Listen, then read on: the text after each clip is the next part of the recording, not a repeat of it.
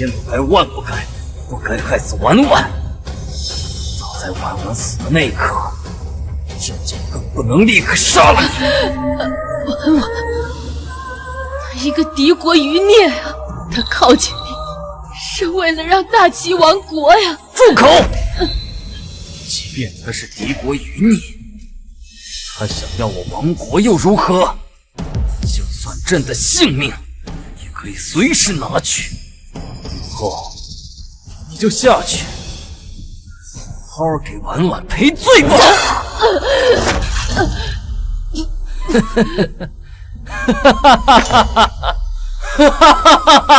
江明珠为了儿女，为了江家，一生机关算尽，最后竟是惨遭背叛，死在了自己亲儿子的手里。不甘心，我不甘心！若有来生，我定要让他们付出代价。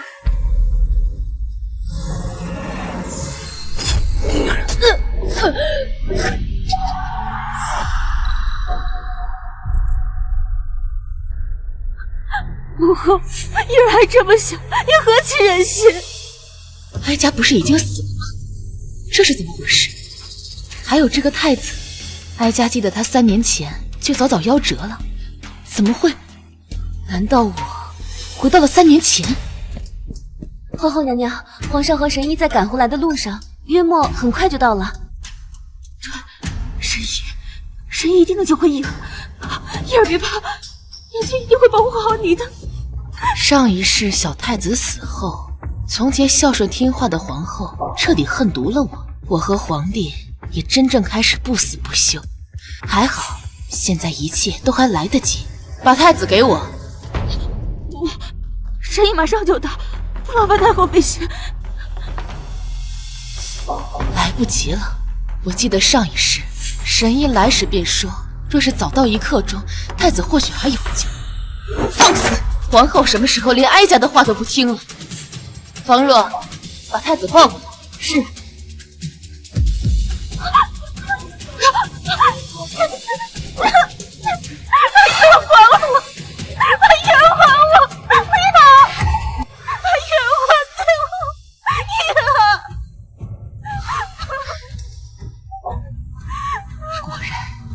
不及等神医了，快取黄酒来！母后，你要干什么？婴儿还小，他是皇上唯一的血脉，求求你放过他，求求你放过他！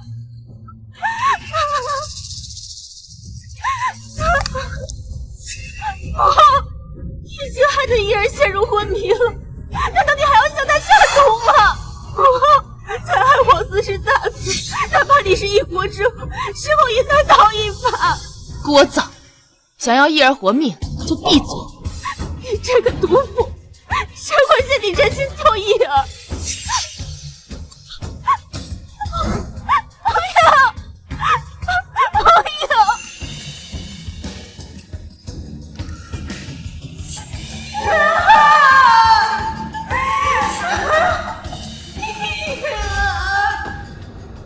这保心丹总共3颗，当年怀婵儿难产时用的1颗。幸好我每月贴身携带，才能保下太子无虞。今日我若是活命不成，哪怕押上我全族性命，我也不会放过你。太子是皇帝唯一的血脉，上一世太子死后，我与皇帝之间的关系就彻底破灭。江明珠，这辈子一定要保全太子性命，全力支持辅佐皇帝，好好当我的闲散太后。皇上驾到！皇上驾到！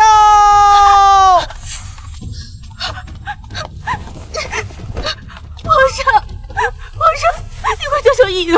太后给他喂了毒药，太后要杀他！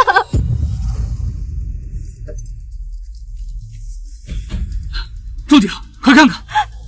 是。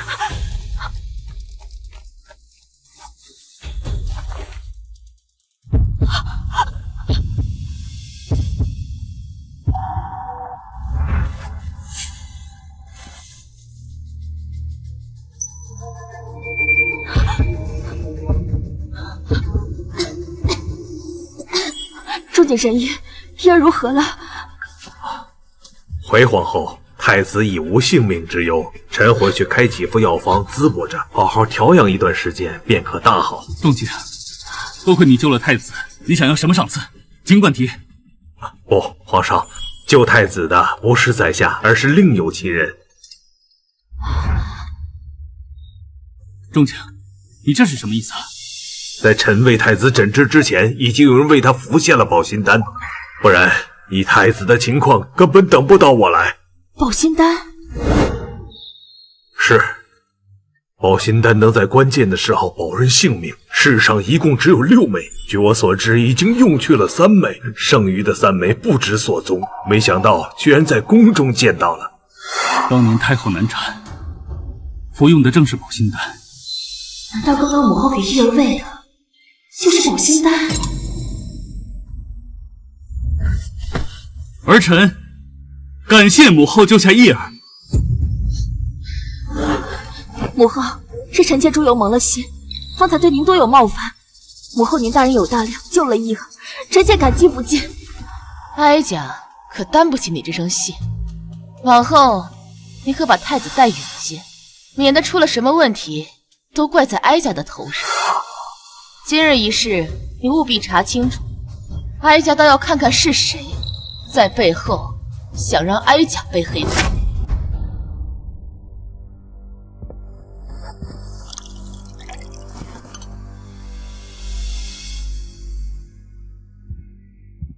上一世，我明明没有对太子动手，可太子却离奇死亡。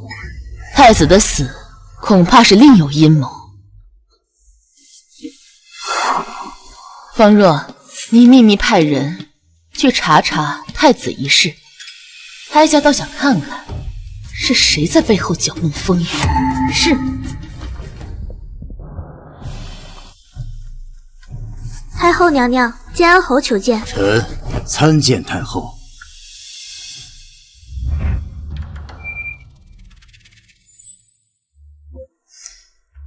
你们都下去吧。是。大哥这时前来，所谓何事？太后，您吩咐我的事情已经办好了，只等后日上朝，就对皇上发难。你说什么？太后，这不是您的主意吗？皇上后日定会在朝堂上颁布新政，此举分明是想借此分化太后与各世家的权力。臣已经私下联络了不少大臣，约定在明日朝堂上竭力反对，以死劝谏。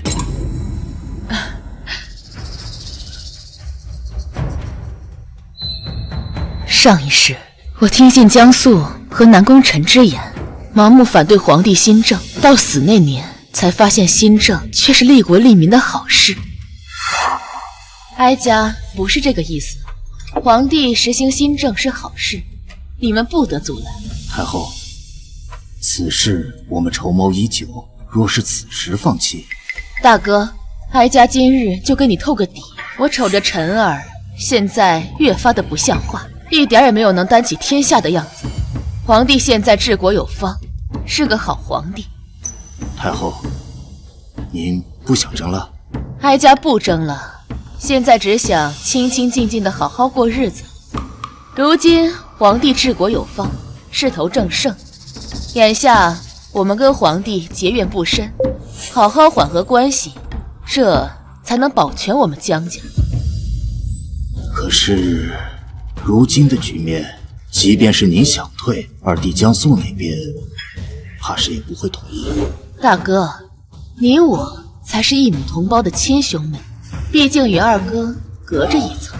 我最近瞧着二哥所作所为愈发没了节制，依我看，倒也不像是真的为了江家。小梅，你是说……大哥，眼下只管通知我们自己人，看二哥这样子，以后要是与皇帝继续作对，那哀家自会处置。主子，药奴婢说您现在已经是太后了，正是颐养天年的时候，又何必再操心这许多？方若，你说的对，哀家以前就是管得太多了。日后我们清清静静的，好好自己过日子，什么也不管了。母后，母后，您未免也太过恶毒，忘了他孝顺懂事，对您处处恭敬，不知是哪里惹您生气，让您如此羞辱他。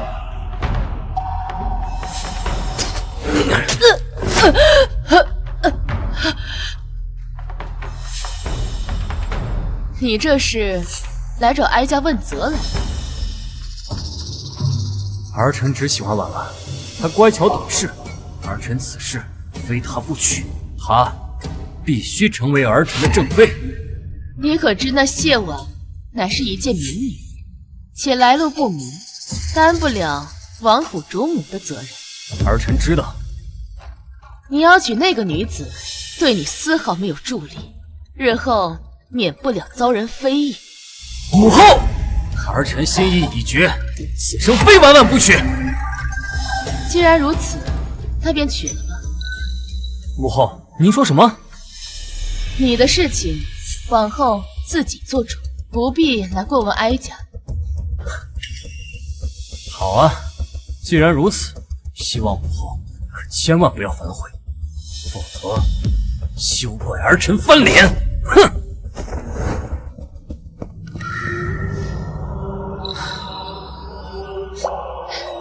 这就是哀家为其殚精竭虑，为其谋划的好儿子，为了一个敌国余孽，亲手杀死自己的亲生母亲，真是可悲可笑。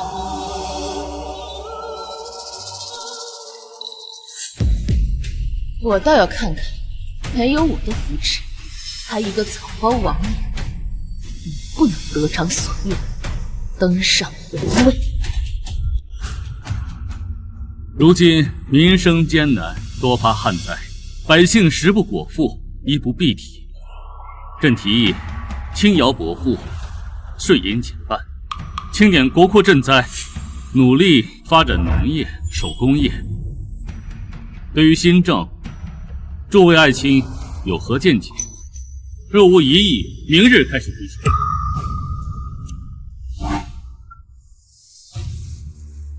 皇上，此事万万不可。哦，江爱卿是对朕有意见？臣不敢，只是一来您刚登基不久，如今国库空虚，正是用银子的时期；二来，如果官府都揭不开锅，那何以服众呢？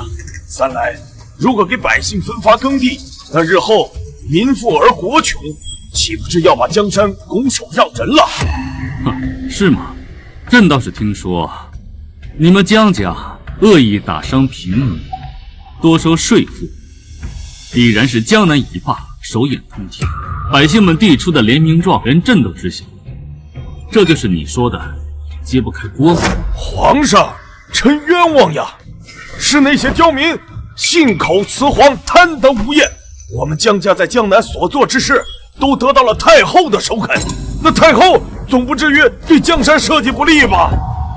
皇兄，母后从小便教我，治国不可有妇人之仁，国库有银储备，方能抵御敌国，方能长久，万万不可赈灾减税啊！臣王言之有理，不愧是太后一手带大的，竟然颇有几分先帝的治国之姿呀！老朽佩服。哎，放肆！这天下到底是朕的天下，还是太后和你们江家的天下？皇上，您如果为了推行新政而恶意抹黑我们江家，那臣只有以死明志，为我们江家自证清白。张大人，你觉得如何？启禀皇上，太后在您年幼时监国数10载，对朝政了然于心。既然江家受太后旨意多征赋税，我等支持太后，万万不可放财于民。赵大人，你呢？臣附议。臣等附议。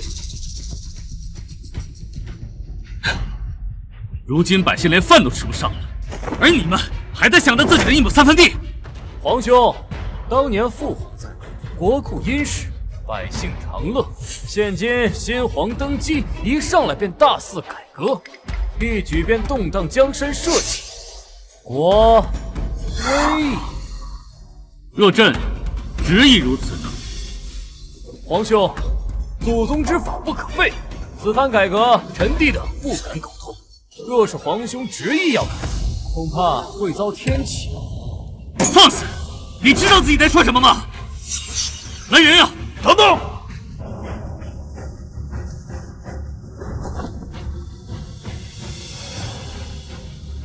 皇上，既然您一定要推行改革，而我也不想当千古罪人，更不想让先辈蒙羞，那臣只有以死明志，劝诫皇上。大胆！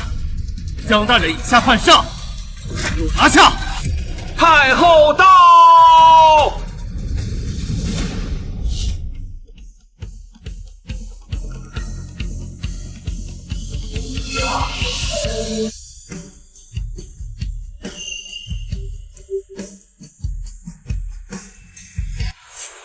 朝堂之上如此熙攘，所谓何事啊？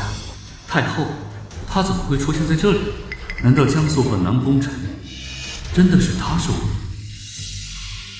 启禀太后，皇上一意孤行，执意要推行新政，还说我们江家欺行霸市，胡作非为，臣不得已只好私见明志。是吗？果然，他们三人联手。正是呀，太后，还请太后引荐。皇上他还年幼，定是受了小人的蛊惑。现在国库空虚，他不想着征收百姓，反而还把他们的税收减半。长此以往，国将误国呀！太后，不错。母后，儿臣自小便听您监国，也学了一些皮毛。皇兄此举乃是动了国牌，乱了朝纲，日后他国如何看我们大齐？有太后明鉴，万万不可放财于民。请求母后劝皇兄迷途知返，万不可一错再错。皇上非要违背祖宗之法，推进新政，分明是跟先帝作对呀！臣等跪求太后复位，垂帘听政，护我大齐周全。臣等跪求太后复位，垂帘听政。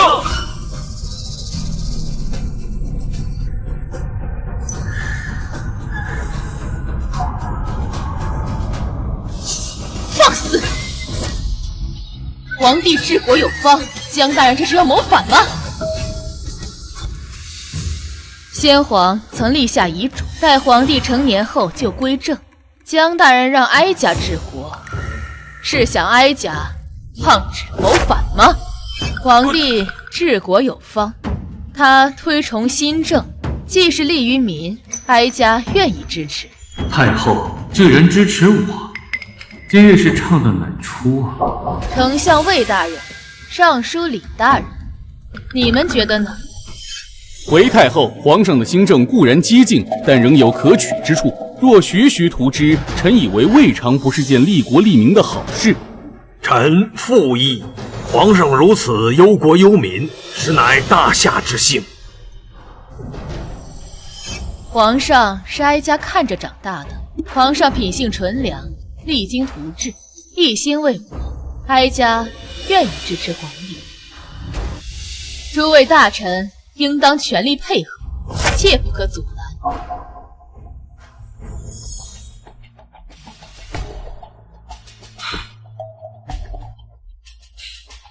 林显，你说太后今日到底是什么意思？属下不知。除了朝堂上太后公然支持您以外，慈宁宫里的4名跟太子出使相关的宫女已经全部抓获，太后没有半分阻拦。不管太后是什么意思，总之这是我们的机会，吩咐下去，一定要给我好好的审。不只是太子一事，还有今日太后在朝堂之上，为何会支持新政？是，属下遵命。不管是后宫的太子遇害，还是在朝堂之上群臣死谏，这一切都有太后的影子。随朕去趟慈宁宫。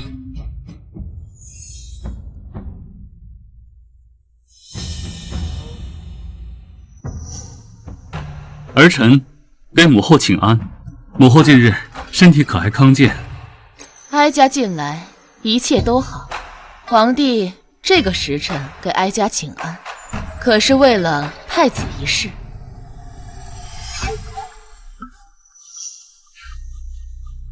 确实查到了一些线索，只是目前的人证物证到了慈宁宫便断了。若想继续查下去，还得问母后的意思。是吗？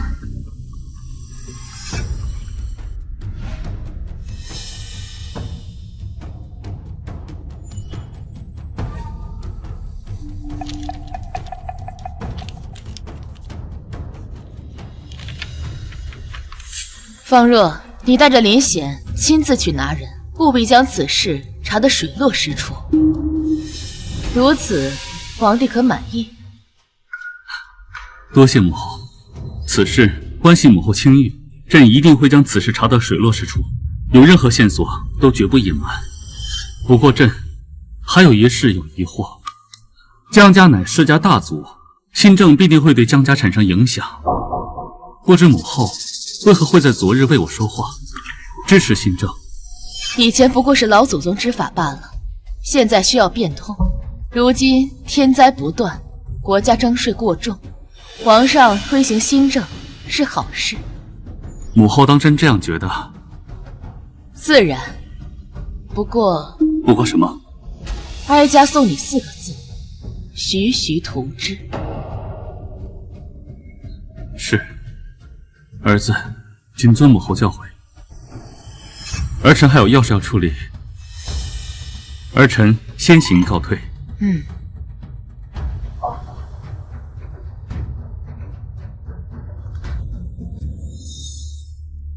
今日在朝堂上，母后这是什么意思？她一向看重江家的利益，怎么今日？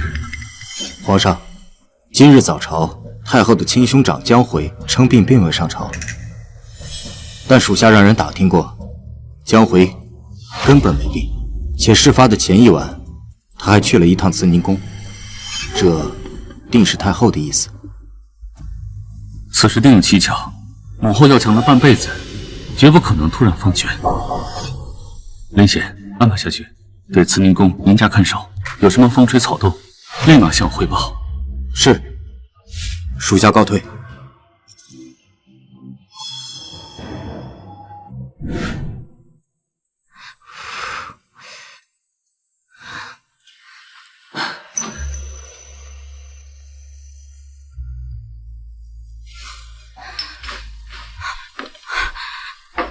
已经3天了，叶儿还没醒过来。母后，叶儿，你终于醒了，让母后担心了好久。母后，我没事，让母后担心了。叶儿，皇上，叶儿终于醒了，她终于醒了。神医说的果然没错，眼下太后似有非敌，我要先缓和关系。皇上，这次多亏了母后帮忙。臣妾想等叶儿能下地了，带她亲自去向母后拜谢。也好，毕竟是叶儿的救命恩人。贱人，看我打死你！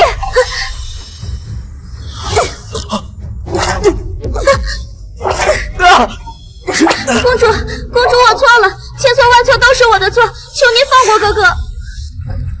小妹，别怕。还敢嘴硬！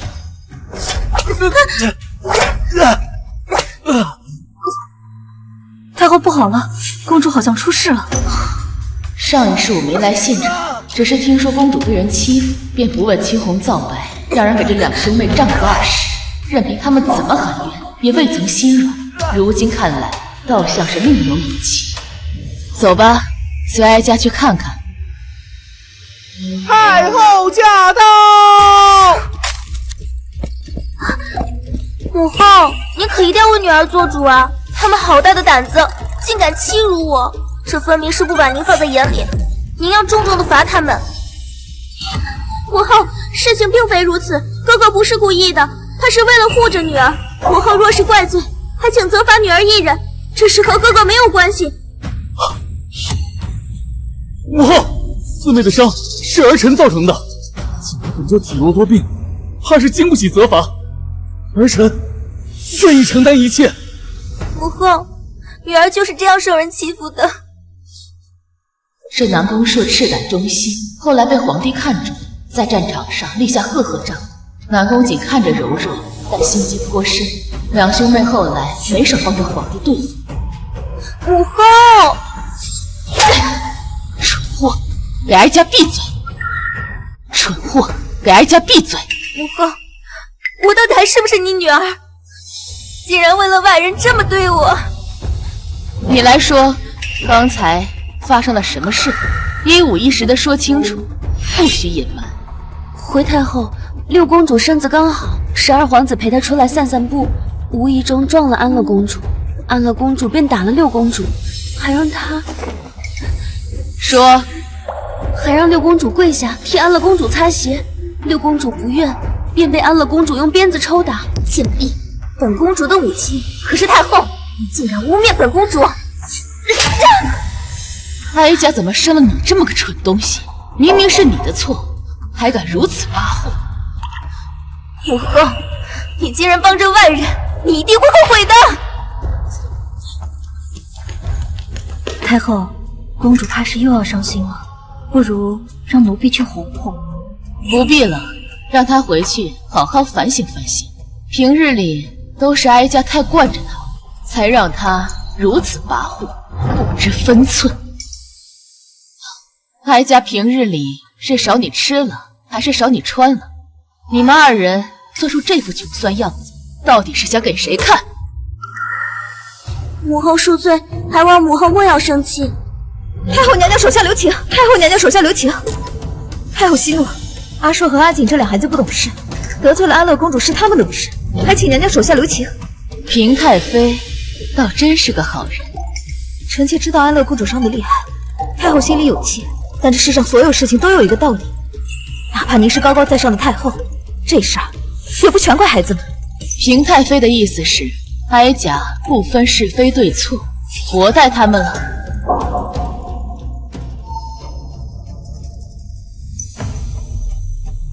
多谢平太妃，母后为人亲切，已经替我们主持过公道了。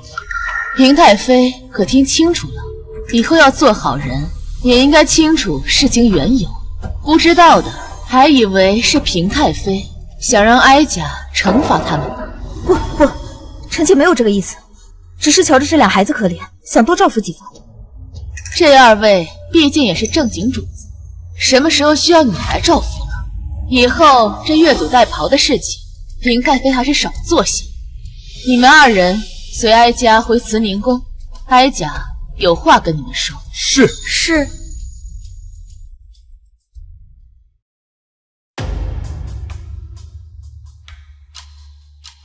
方若，哀家记得先皇的皇子公主奋力都是从哀家这里拨走的，此二人穿得如此寒酸，是想打哀家的脸吗？回太后，12皇子和6公主的份例，奴婢每月都是按时让人送去寿安宫的，不敢从中克扣。起来吧。既然如此，那问题就是出在寿安宫身上了。你们二人大小是个主子，怎么能让下人骑到你们头上？不如一根白绫吊死，免得污了皇家体面。太后息怒，儿臣回去定会好好整顿那些刁奴，收回份例，不让皇室蒙羞。行了，都下去吧。儿臣告退。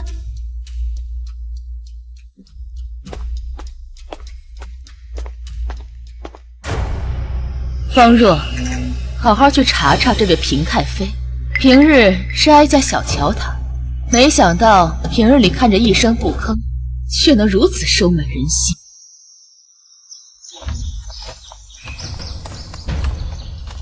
哥，你说今日太后是什么意思？莫非她当真转了性子？太后这些年虽然恶毒，但对你我二人并无亏待。宫里旁人恨她，咱们可不能忘了这份恩情。简儿明白，倒是平太妃今日举动似乎有些奇怪。平太妃往常对我们如同亲生，今日应该是太着急了些，误以为我们二人被欺负了去。但愿是这样吧。回太后，刚查到些消息，12皇子与6公主这些年之所以受到苛刻，与平太妃脱不了干系。他买通宫人，恶意抹黑太后，再施些小恩小惠，试图挑起皇子公主对太后您的仇恨。果真如此，你派个人把这件事情透露给南宫硕兄妹知道。太子遇害一事查得如何？回太后，属下无能，只查到给太子下毒的是寿安宫的宫女，但昨日那2名宫女已服毒自尽，线索同样指向寿安宫。奴婢们身份低微，没办法再查下去了。哀家真没想到，这个平太妃居然如此果决狠辣。此事你去转达给皇上，让皇帝来决断。是。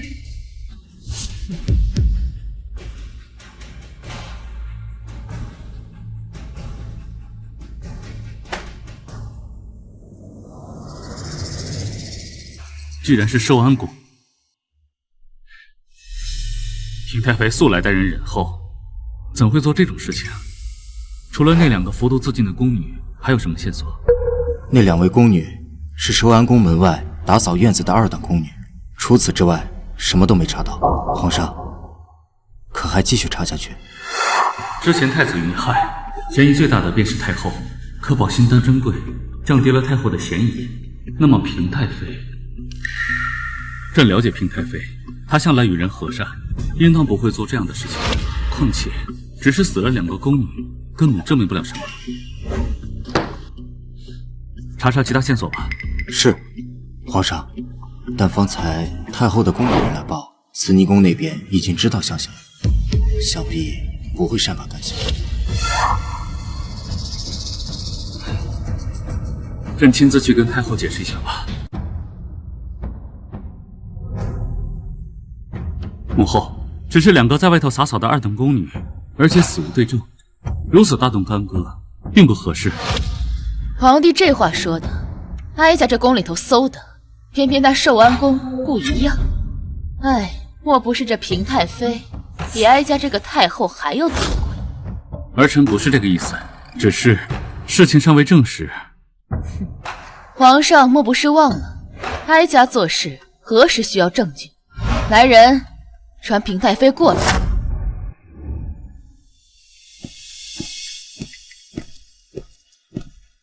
臣妾参见太后娘娘，娘娘万福金安。有平太妃在，哀家一点都不怕。平太妃，你谋害太子，试图挑拨哀家与皇上的关系，无故克扣皇子与公主的吃穿用度，你可知罪？还请太后娘娘明鉴，宫里出了这等宫女，是臣妾的失职，但谋害太子这等歹毒的事情，臣妾万万不敢做，更别提克扣皇子和公主的吃穿用度啊！人死灯灭，平太妃当真以为哀家拿你无可奈何了吗？太后，皇上，臣妾冤枉啊！母后，过往的事情，哀家不与你计较，但谋害太子的宫女出自你公主，哀家治你个管教不严之罪，你可心服？臣妾不敢异议，听凭太后责罚。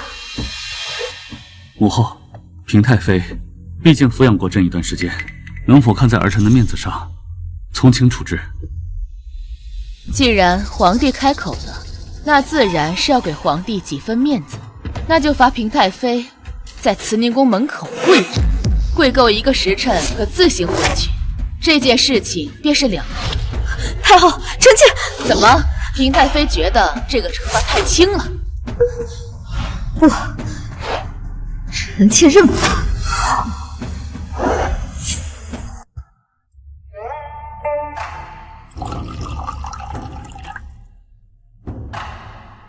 平太妃可跪下了？回太后，跪下了。奴婢特意吩咐了人在门口看着，务必跪满1个时辰再放人。主子，平太妃蓄意作恶，还妄想污蔑到您头上，只跪1个时辰，是不是太轻了？这你就不懂了。那些下人惯来是拜高踩低的，今日这一跪，便是要让他们知道，谁才是宫里真正的臣子。你派个人去查一查，平太妃与先帝的关系。细细想来，今日之事是哀家看错了先皇的心意。太后，您的意思是，平太妃一无儿女傍身，二无母家权势，却能手腕滔天，算计到哀家头上来。哀家不得不怀疑，平太妃与先皇的关系并没表面上那么简单。这怎么可能？太后恕罪，奴婢只是觉得平太妃这般资质，先皇没有理由这样做。若是之前，我也以为不可能，但上一世平太妃居然留到了最后，凭她自己可没这么能耐，除非有人支持她。哀家一直说过，这宫中有第三股势力，哀家一直不清楚背后之人究竟是谁。你照这个方向追查下去。还有，务必要往寿安宫安插几个钉子，不求速度，也不求身份，慢慢来。奴婢明白。哎，看，瞧瞧，那不是平太妃吗？怎么落得这般下场？你是不知道吧？平太妃涉嫌谋害太子，被太后娘娘罚站，要跪1个时辰呢。平太妃素日里最是装的菩萨心肠，没想到也有着辣手无情的一面。太妃，经此一跪，我在后宫中还有何脸面？江明珠，你好狠的心呐！太妃，您受委屈了。当年他说，只要有他江明珠在，他就能替我挡下一切，我只管安安稳稳的养好孩子就行。可后来呢？他走了早，留我一人被他江明珠踩在脚下，我实在是不甘心。太后这是怎么了？这2次，太后的态度都格外不同寻常。就他那猪脑子，还能察觉出什么？只是让下边的人往后行事再小心些，莫要让人再抓住把柄。皇后娘娘，平太妃被太后罚跪在慈宁宫前。你说什么？平太妃是被太后罚跪的？是，太后娘娘还放出话来，是平太妃治下不严，纵容2位宫女陷害了太子殿下。2个平常宫女哪有胆子陷害皇子？背后必是有高人指点。倒是这位平太妃，本宫素来与她没有过节，倒是没想到她居然这么狠心。可是娘娘，平太妃会不会是被陷害的？哪会有这么多巧合？日后给我盯紧寿安宫，胆敢害我儿子，必是他曾经抚养过皇上又如何？母后，我要好好学本事，等我长大了，对付皇祖母，不让他欺负你。叶儿不许胡说，皇祖母未曾真心对付过我们，只是命上为难一下，我还受得住。他不是我们真正的敌人。那我们真正的敌人是谁？等叶儿长大了，就明白了。主子，珍妃的事情已经安排好了，明日您就能看平太妃的戏了。好，你办事，哀家一向放心。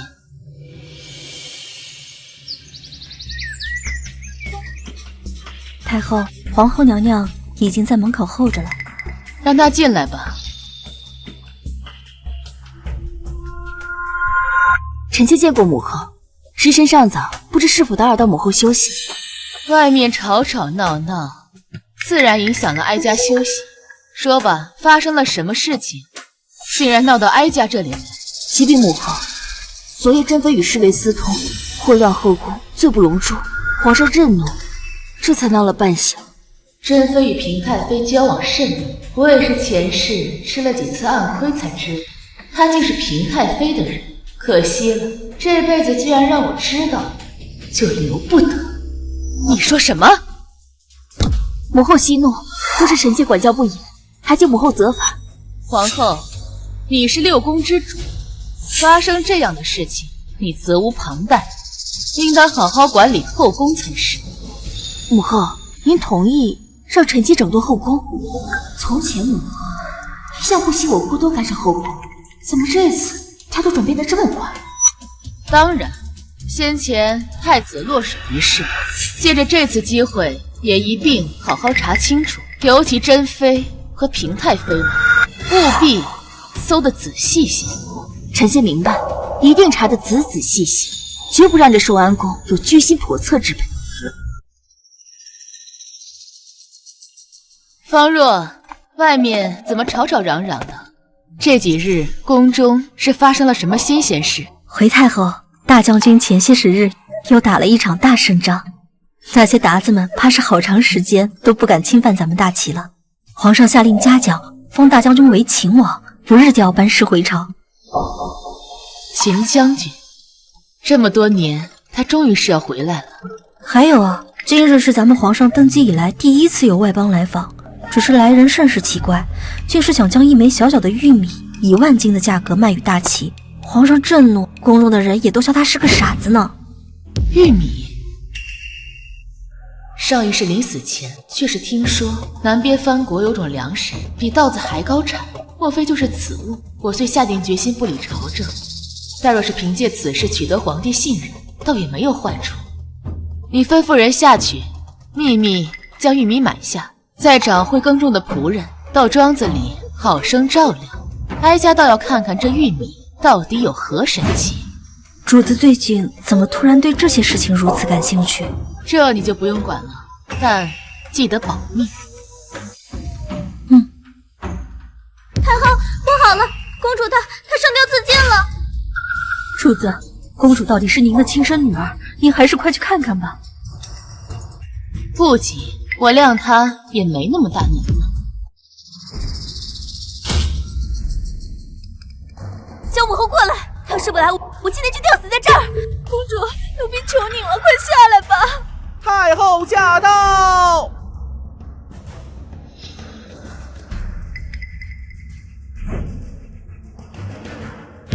太后娘娘，求您快救救公主吧！公主只是有些不起想不开，求您了。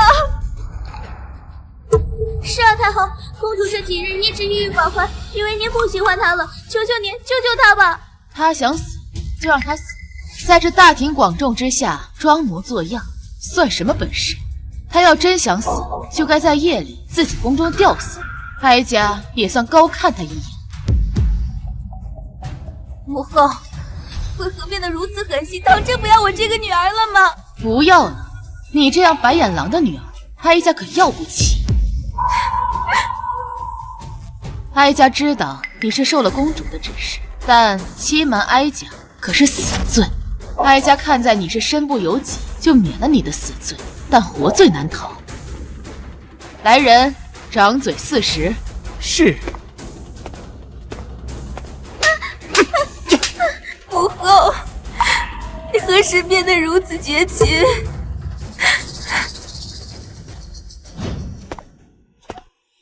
方若，你说哀家费尽心力教养儿女，为何如今会变成这副模样？臣儿为情所困，任人不亲，乐儿竟如此嚣张跋扈。你说哀家是真的做错了吗？太后，您请放宽心，儿孙自有儿孙福，您的好日子还长着呢。你且先回去吧，哀家想自己走一走。是。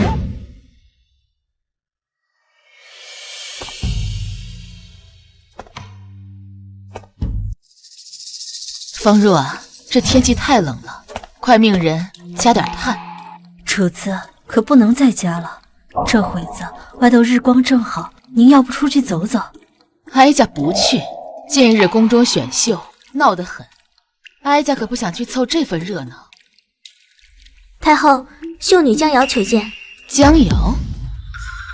回太后，是江家二爷江素的次女。今年入宫选秀，江家来了几个孩子？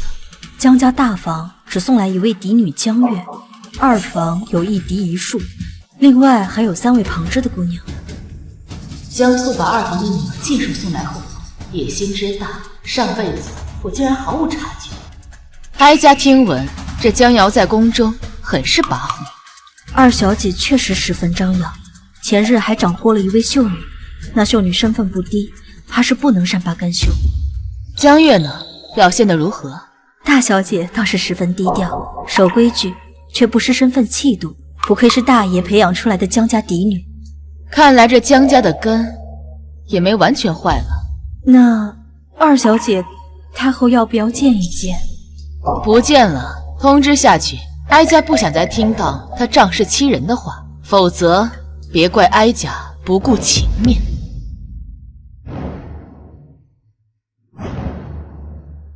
以前姑母最疼我了，此次进宫，我定要让姑母给我个好妹子，压过江月一头。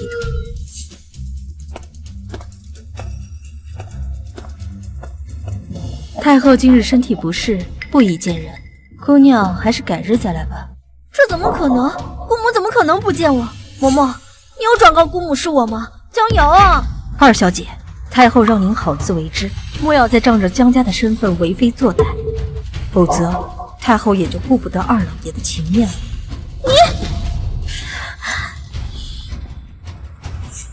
皇帝可知道，哀家今日请你过来，所谓何事？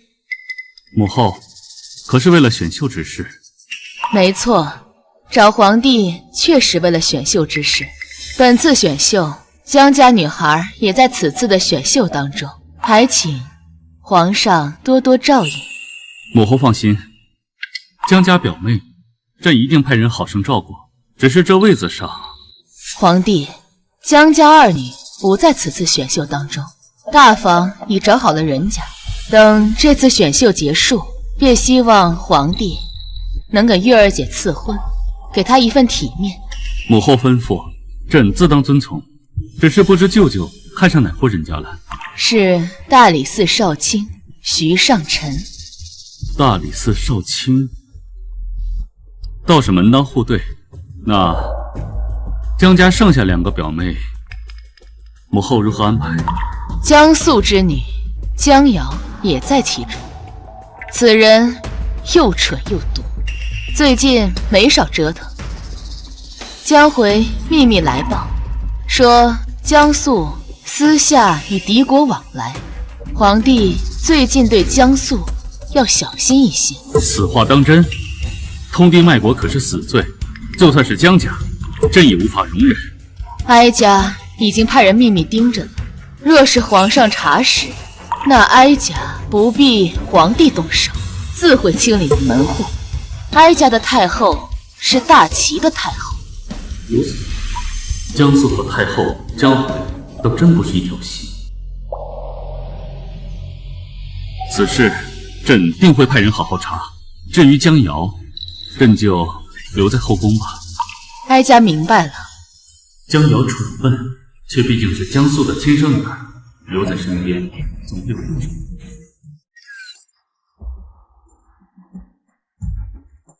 太后懿旨，宣秀女入殿。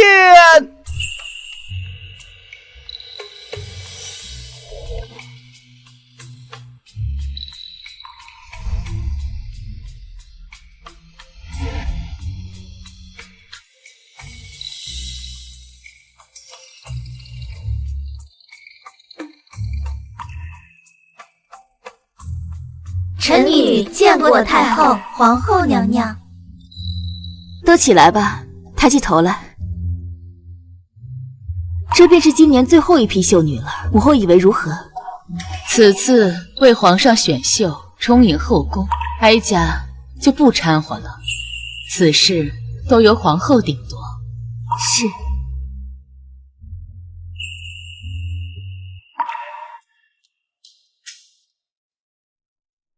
为丞相府嫡女魏青青拜。臣女魏青青拜见太后娘娘，祝太后娘娘圣体康健，福泽万年。拜见皇后娘娘，娘娘万福金安。倒是个懂事的，起来吧。魏青青留牌子赐香囊。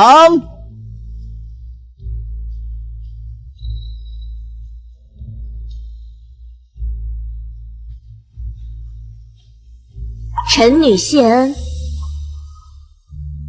魏丞相家嫡女，看着倒是不俗。方若，你去把她带来，给哀家好好瞧瞧。是。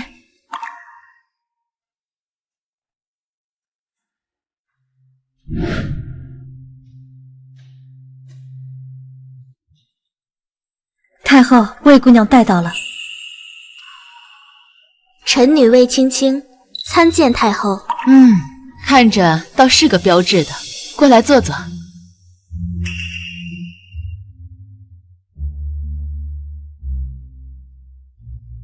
听说这次选秀中，你表现是最出色的，可读过书？回太后，家父曾告诫，读书可知礼节，故而5岁起开蒙，略读过几本书。京城谁人不知，这魏家嫡女模样才华都是个顶个的优秀。这次进宫选秀，不知道伤了多少青年才俊的心呢。太后谬赞，臣女惶恐。起来吧，好孩子，这是宫里特制的好饼，拿着，代哀家向魏家老太君问好。臣女告退。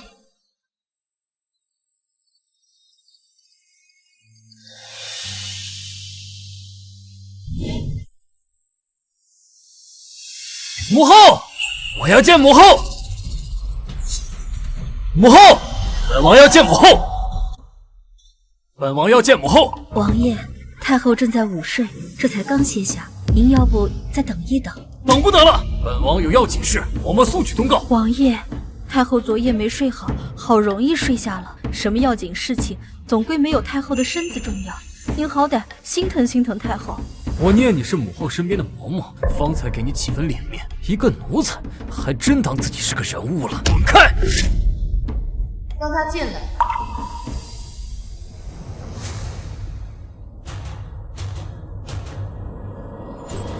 不是说午睡吗？母后果然是编出来的话蒙我的。你这样火急火燎进来找哀家，所谓何事啊？母后之前答应过儿臣，不插手儿臣和婉儿的婚事，现今又单独召见魏青青，又是何故？你就因为这件事情跑来和哀家闹，那哀家若是坚持，你又当如何？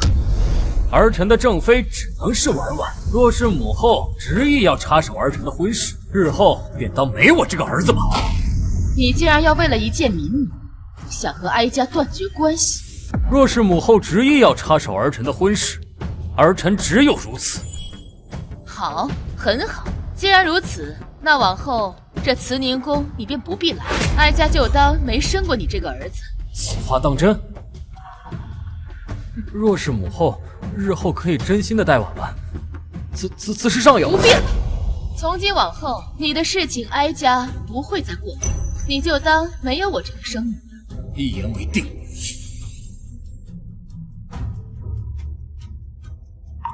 方若，你看，这就是哀家教的好儿子。往后给陈王府的供给都断了吧。既然不是哀家的儿子，就别在哀家这儿闹到好处。也不知道哀家怎么生了这么个白眼狼，养这个白眼狼都不如养条狗。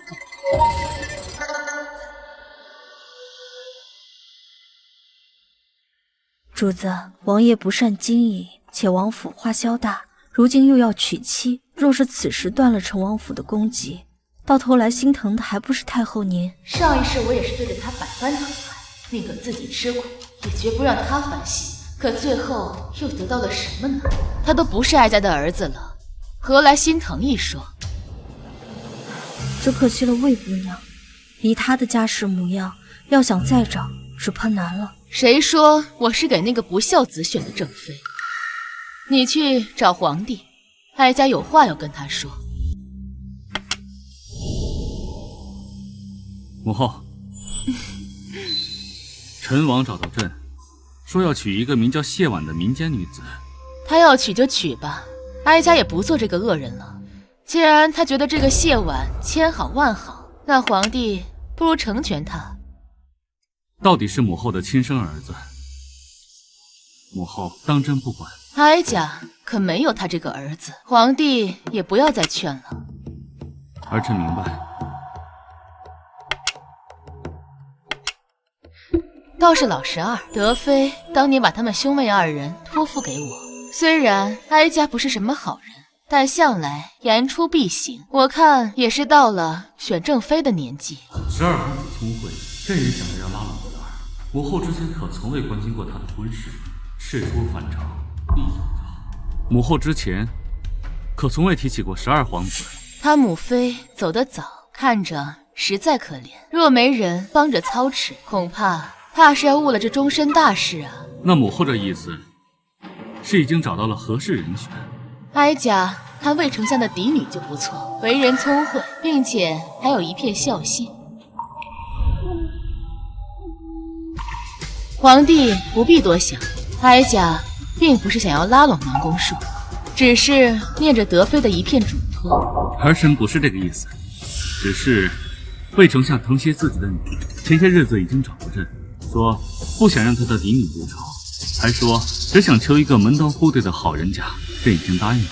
那不是正好，12皇子配他的嫡女，也不算是辱没了他。至于这聘礼，宫里出一份，哀家也会出一份，并不会委屈了2个孩子。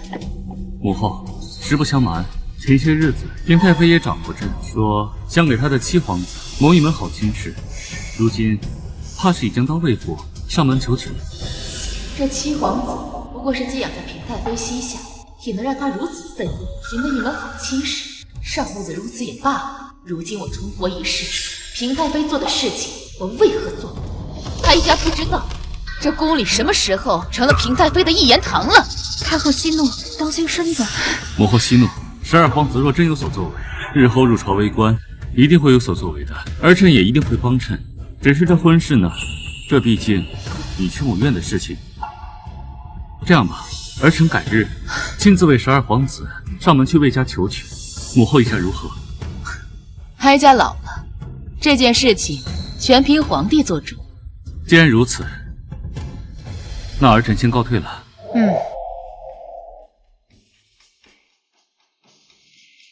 主子，这12皇子在宫中放任多年，你又何必因为他跟皇帝闹得不愉快？这亲生儿子靠不住，下半辈子得找个依靠。看着12皇子也是有才华，早晚会被皇帝发现。那哀家不如去做个顺水人情。主子甚少这样夸人，倒让奴婢有些好奇这12皇子。皇兄，不然你去求一求皇上，看在你也是皇室血脉，皇上碍于脸面，不会不管你的。怎可因这点小事就麻烦皇上？再说，又有哪位贵女会喜欢我这个光头皇子？若是母妃还在就好了。见过12皇子，六公主，传皇上口谕，请12皇子前往御书房一叙。皇上怎么会这个时候召见你？哥哥，你快去吧。好。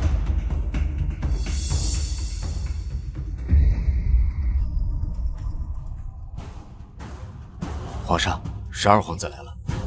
知道了，你先下去吧。不知皇上唤臣弟前来，所谓何事？太后跟朕说，遇了德妃，给你们兄妹2人讲一门好亲事。太后能因母妃的一番嘱托照拂我们兄妹，臣弟不胜感激。但臣弟先是臣子，一切但请皇兄定夺。朕不日便给你找一门好差事。魏家位高权重，那唯一的嫡女更是宠到天上去。你只要做好朕答应给你的事情，那这门亲事，朕才有的说。魏家，魏青青，谢皇兄，臣弟一定竭尽全力，不负皇兄希望。启禀太后，江瑶、江常在求见。江瑶，这个时辰了，宫门都下月了，她来做什么？太后，江瑶此次入宫随秀女参加大选，如今正在储秀宫住着呢。哀家乏了，不见，随便打发了就是。是。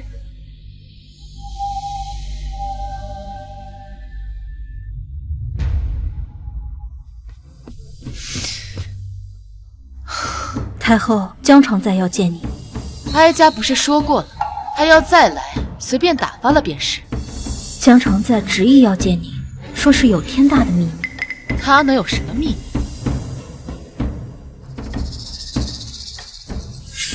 让他进来吧。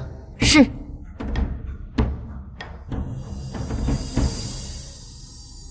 臣女江常在，见过姑母。江素是在家没教你规矩吗？这里是皇宫，哀家是太后，不是什么阿猫阿狗都能攀上亲戚的。是太后。说吧，何事？太后，臣女发现了一个天大的秘密。哦，所以皇上子嗣稀少，至今只有太子，而太子则是皇后当年在王府所生。臣女听闻，是因为后宫的嫔妃都被下了药。所以，你到底想说什么？太后，这事是谁做的？您最清楚，不是吗？所以，你是想威胁哀家？太后，您是臣妾的姑母，同为江家人，臣妾不愿意做危害江家的事儿，也不想让皇上误会姑母。但此次入宫，姑母至今未曾召见过，臣妾在后宫举步维艰。若是太后愿意相助，臣妾自然守口如瓶。哀家未做过的事，岂容你信口雌黄？若没做过，太后您心里跟明镜似的。皇上至今只有太子一个，江家祖父最善制毒，而姑母您就是祖父最疼爱的孩子。哀家念及你也是江家人的份上，饶你一命，日后不许再踏足慈宁宫半步，否则污蔑当朝太后是个什么罪名，你再蠢也应该知道。哼，当朝太后，她很快就不是了。来人！太后，给我把他插出去！不必劳烦，臣女自己会走。当年新帝继位，为避免大权旁落，是二哥江素给我出的主意，让我给后宫嫔妃下药。我一心为江家，不曾想过此事凶险，竟是将自身性命与江家荣宠都绑在二哥身上。主子，可要着人去处理下。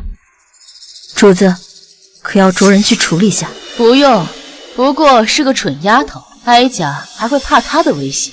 只不过这江瑶敢来这慈宁宫，怕是事情已经败露，只是早晚的问题。这可如何是好？江瑶蠢有蠢的好处，只是这件事情还是哀家想得不周，恐怕江素还不知道，她在哀家的底牌就被亲闺女这样给用了。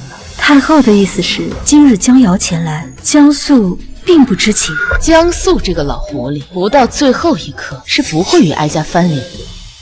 小妹，别怪二哥。可是若皇上知道了，怕是不会轻易善罢甘休的。方若，你派人去找皇后和贵妃过来，就说哀家有事急召，然后你去哀家库房去拿一味香过来，就在柜子上的红木盒子里，赶紧拿来给哀家点上。奴婢这就去办。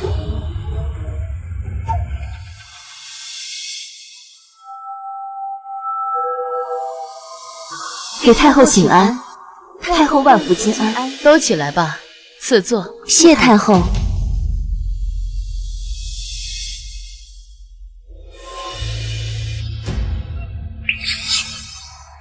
母后急召，不知可是有什么要紧事？母后急召，不知是否有何要紧事？也没什么大事，只是这年岁上来了，身子有些疲乏，想找些年轻人聊聊天，解解闷儿。太后新法乃臣妾失职，这几日正是选秀大典，臣妾定让宫中姊妹充盈，讨太后欢心。宫中的秀女都是伺候皇上的，来哀家这宫中算几个意思呀？太后、皇后，该用午膳了。时候不早了，是该用午膳了。二位就留在哀家宫里用过午膳再走。这方若做了鸡汤，你们一人一碗，尝尝方若的手艺。早听闻太子遇害一事，说是与太后毫无关系，谁信啊？莫非这次是要对我下手了？谢母后。果然有诈，既是午膳，怎的太后却没有？哎，启禀太后，臣妾今日没什么胃口，怕是不能品尝方若姑姑的手艺了。怎么，是怕哀家在你汤中下毒？上次母后不计前嫌救下义儿，臣妾无以为报。只要母后开心，臣妾做什么都知道。无妨，这也不是什么顶好的东西，只是他最近有些疲懒，不爱做饭，好不容易今早炖了锅汤，也就这些了，只能先紧着你们二位了。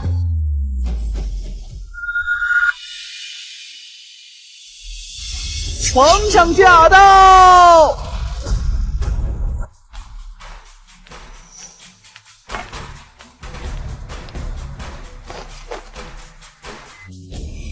平身。母后，今日找他们过来，是有何事？近日宫中传言说哀家对后宫嫔妃下毒，让他们无法怀孕。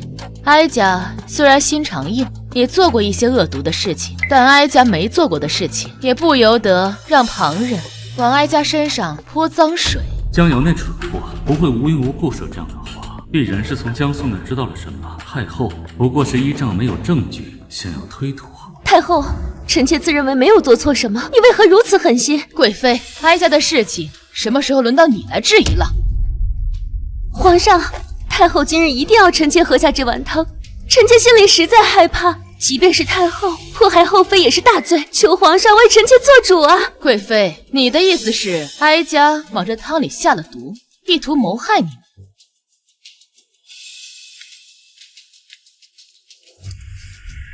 是否下毒，太医一验便知。皇帝莫不是以为哀家是个敢做不敢认的人？哀家说过，谁也休想往哀家身上泼脏水。方若传哀家旨意，召今晚当值的太医过来，好好验验。是。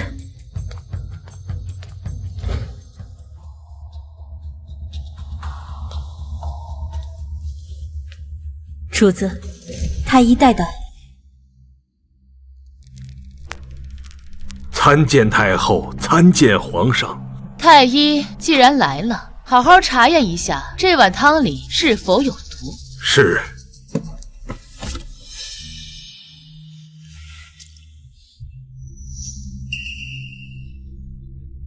启禀皇上、太后，此汤无毒。太医既然来了，就给皇后和贵妃把个平安脉吧，看一下他们身体里是否有残毒。是。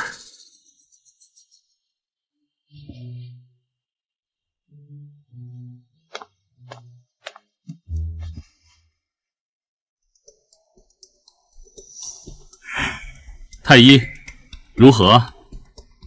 禀皇上，皇后娘娘身体健康，并无问题。既然如此，为何这么多年本宫还是没有子嗣？这太医当然诊不出来了。这次太后下的是一点红，这种药千金难求，且不易察觉。据臣妾所知，太后那里就有此毒。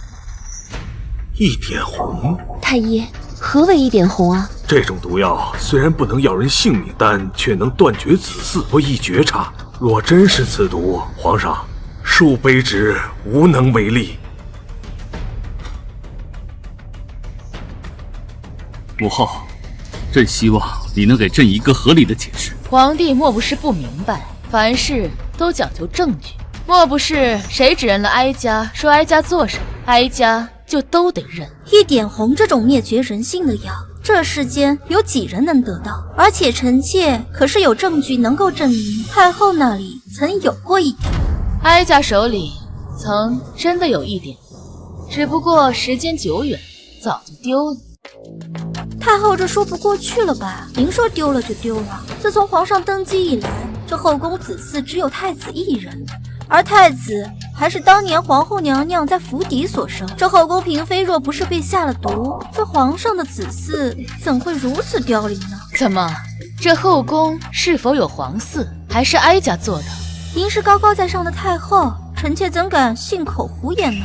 皇帝，你也是这么认为的？母后，皇家子嗣传承从来都不是小事，不止后宫嫔妃，就连满朝文武，怕谁都不能接受母后这样子的解释。既然如此，那不如请仲景进宫，为后宫嫔妃诊脉，就知哀家话中真假。既然是太后要求的，那就请仲景进宫。皇帝，哀家丑话说在前头，若不是哀家，那这贵妃和江瑶就是以下犯上，哀家必定重重责罚。皇上，臣妾不怕，臣妾愿以江家一族性命做担保，臣妾所说皆是实话。江瑶，你不过就是二房的庶女，也配拿我们江家一族的性命起誓？就算是你爹在这儿，也不敢如此的顶撞哀家。今日之事，若朕发现你们恶意污蔑太后，绝不轻饶。参见太后，参见皇上。仲景神医，既然你来了，哀家也就不废话了，快替哀家看看这2位嫔妃体内是否中了1点红之毒。仲景，你可有把握？请皇上放心，臣对1点红颇为了解。若真有娘娘中了1点红，臣定能诊断出来。烦请神医先为本宫看看。啊，是娘娘。贵妃娘娘请。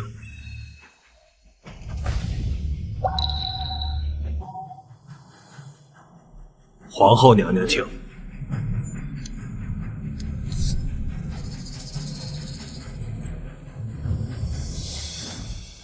神医，如何？这样的脉象，奇怪呀！神医，他们是否都中了1点红之毒？哼，事到如今，他为何还是如此淡定？倒像是朕冤枉了他一般。难道他真是无辜的？禀皇上，臣虽然弄不明白这脉象为何如此，但臣很确定，娘娘们并没有中1点红之毒。这怎么可能？神医，你是否弄错了？如若嫔妃们没有中这1点之红的毒，那为何皇上至今都只有太子1人？而且，这1点红确实是在太后手里弄丢的。这世间怎会有如此巧妙的事情？臣不敢妄言，若非有十足的把握，也断不敢下此定论。你撒谎！你方才诊断的时候，我就看着你，你方才明明是犹豫的，这明明是你的心虚，只怕事后太后会责罚。还是你本就是沽名钓誉之人，根本诊不出这毒来。神医，我刚才看你似有犹豫，是有何不妥之处？回皇上，并无不妥。皇后娘娘与贵妃娘娘脉象尤为健康，正是因为如此，皇上到如今只有太子1个子嗣，确实让微臣有些不解，这不应该呀。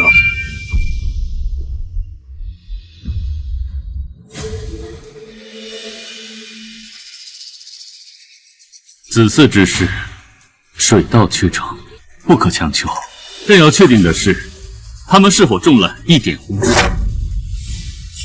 皇上，实不相瞒，这1点红出自本门，后来被列为禁药，实在是此药药效霸道，虽不致命，但服下此药之人不可能再有子嗣。若几位娘娘真的服下1点红，臣自然能诊断出来。这仲景神医倒是个有本事的，解药融入香中，想要完全解开毒素，仍需要一段时间。神医如此犹豫，只怕是这个原因。皇帝可听清楚了？皇帝，你可听清楚了？是儿子误会母后，还请母后见谅。江瑶以下犯上构陷太后，贬你为浣衣军女奴，永世不得出宫。至于李贵妃，出言不逊，忤逆太后，罚俸半年以敬效尤。母后，以为如何？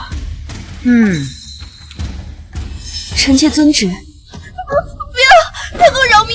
浣衣军艰苦，永无出头之日，奴婢也是受人蒙蔽，求太后娘娘网开一面。是吗？那你倒是说说，是受谁的蒙骗，又是受谁的指使？不是我是我自己。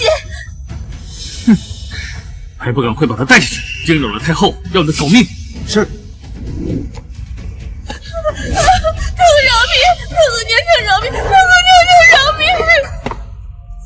母后，今日受惊了。这点小事倒是惊不到哀家，只是这江瑶胆大，但并没有胆识，这背后必定有高人撑腰。母后的意思是，这事儿皇帝看着办吧，往后别什么屎盆子都往哀家头上栽。最近哀家在修身养性，但并不是心慈手软之辈。是，儿子知道了。像今天这样的事情，绝对不会再发生。行了，今日也是闹了许久，哀家乏了。那儿臣先告退了。既然都没问题，为何朕到现在只有一个孩子？皇上，陈老大人求见，而且陈老大人行色匆匆，看起来是似乎有什么急事儿。传他进来。是。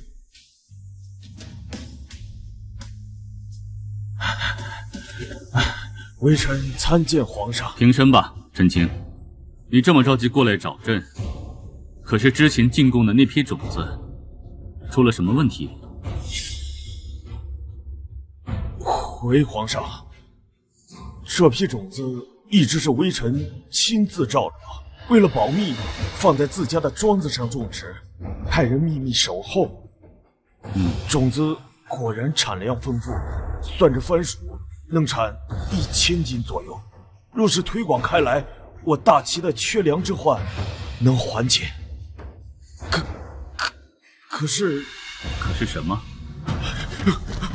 臣有罪，臣辜负了皇上的嘱托，这批粮食被偷了。什么？不是被毁了，是被偷了。整个庄子的粮食全部被人连根苗都没剩给偷走了，比毁了更加严重。怎么会这样？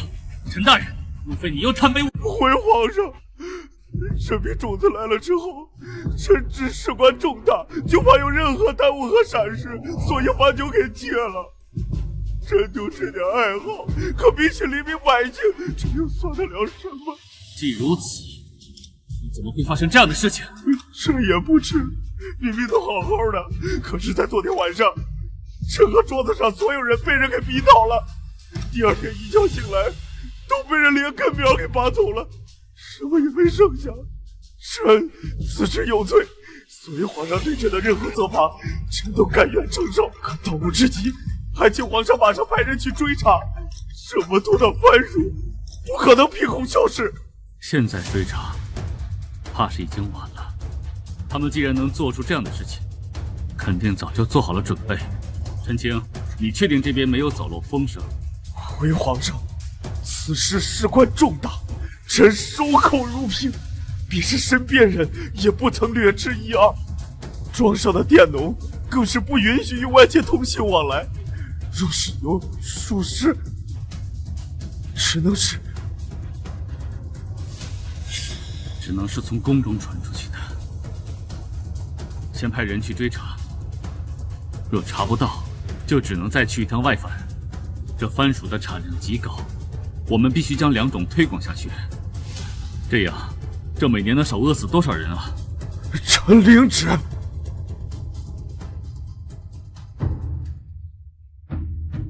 哀家听闻这几日宫里动静大得很，是皇帝让禁军到处搜索，什么东西丢了这么重要？原来如此，难怪皇帝这么大火气。亩产1000斤，一旦推广出去，一年能少饿死多少人？还好哀家另有准备，带上东西去见皇上。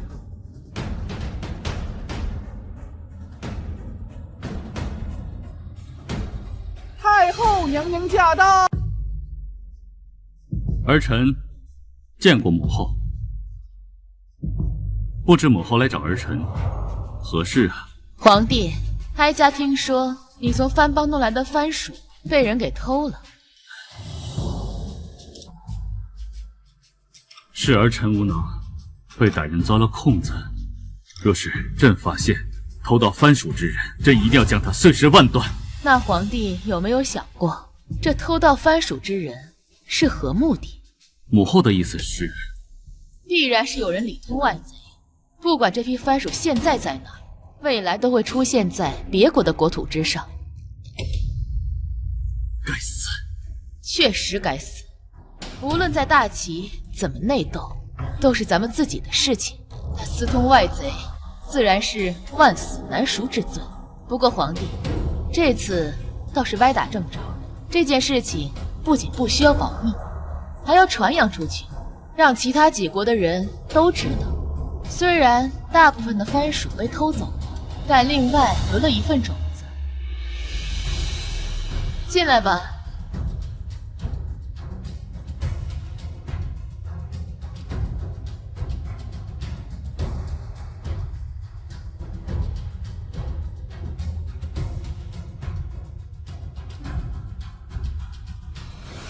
这饭食的味道如何？虽然是朕没吃过的，但这味道确实还不错。皇帝满意就好。哀家也弄到了一批种子，是用黄金万两与外邦使臣换的，这产量还比皇帝的番薯高上不少。黄金万两？莫非是那次？今日咱们皇上登基以来，第一次有外邦来访，只是来人甚是奇怪，竟是想将一枚小小的玉米以万金价格卖与大齐。皇上震怒，宫中的人也都笑他是个傻子呢。玉米，哀家让方若去租了一批农地，一共60亩，种的全部都是玉米。按照产量，一年可以出60万斤的玉米。太后说的可是真的？只要将这玉米推行出去，那咱们大齐的百姓就再也不用饿肚子了。儿臣替天下的百姓叩谢太后。太后娘娘千岁千岁千岁！都起来吧。皇帝，这天下是百姓的天下，咱们受百姓供养，自然要让百姓过上好日子，你才能坐稳皇帝的位子。你现在虽然是一国之君，但哀家希望你能一统中原，成为千古一帝。儿臣谨遵母后教诲，一定不辜负母后的期望。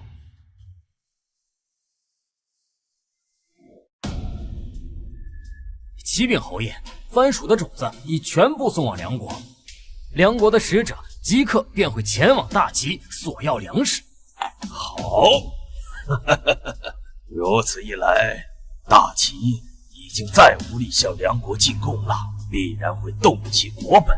那么，我的机会就来了。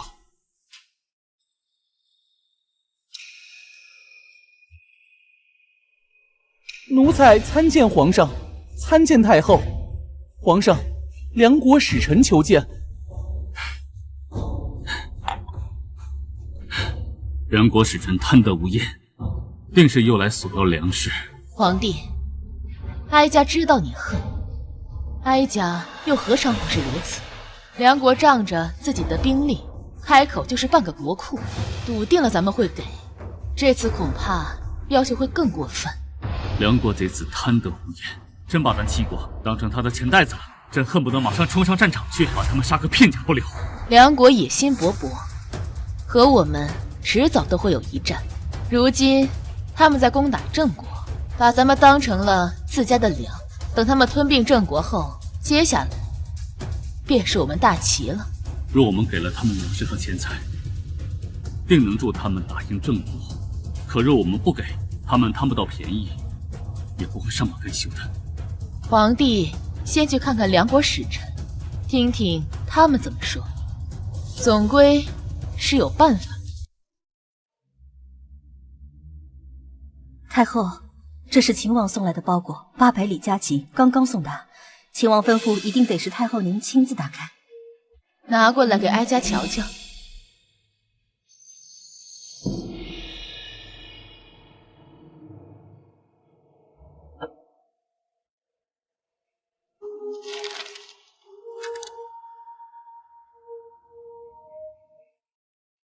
明珠亲戚，近日边疆不宁，梁国蠢蠢欲动，回朝之日一再推迟。我虽感不安，但仍恪尽职守，愿为我大齐为太后守护江山。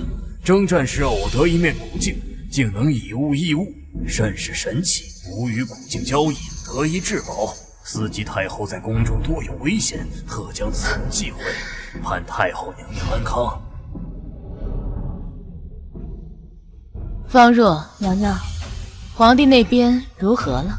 听闻梁国使臣强势，朝野上下是草木皆兵。是吗？那哀家也去凑凑热闹。齐国皇帝，你可让我好等！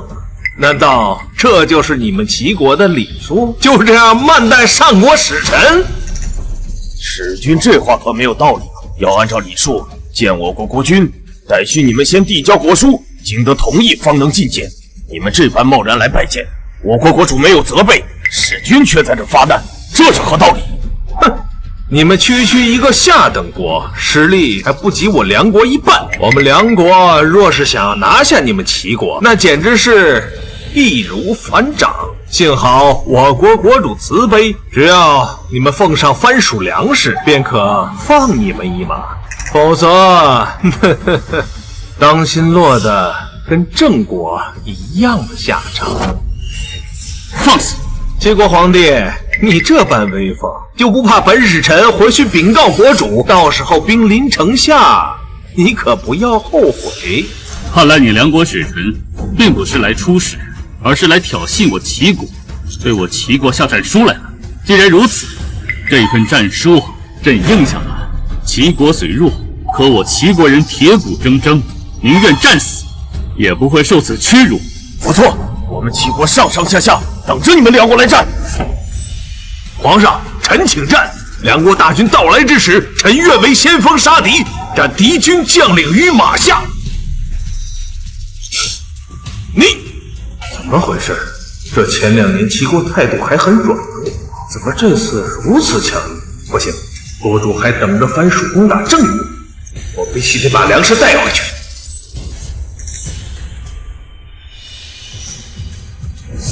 皇上，不可呀！两国实力悬殊，如果梁国真的攻打我国，我国根本就没有还手之力呀！还是这位大臣有眼色啊！江大人所说不无道理。皇上，您千万不要意气用事，请您三思啊！你们，皇上，人的一时之气是为了全天下百姓。倘若战乱一起，那遭殃的可是老百姓呀！皇上，我等并非怯懦之辈，若是和大梁交战，受苦受难的可都是百姓啊！我看你就是贪生怕死，胡说八道。那我倒想问你，你能保证，如果一旦开战，我们就一定能赢吗？啊，是，我们是为了老百姓。皇上。倘若硝烟四起，那百姓定会流离失所，生灵涂炭呢！皇上，你，齐国皇帝，我劝你还是听大臣的话啊！你们齐国有句老话说得好，识时务者为俊杰。你敢威胁朕？哎，不，这不是威胁。本使臣只是实话实说罢了。若是真的交战，战败的必定是你们齐国。毕竟我们梁国兵弩的威力你是知道的。没错，弓弩军械上，齐国差梁国太多了。皇帝陛下，我劝你还是应允我国国主，奉上番薯10万斤。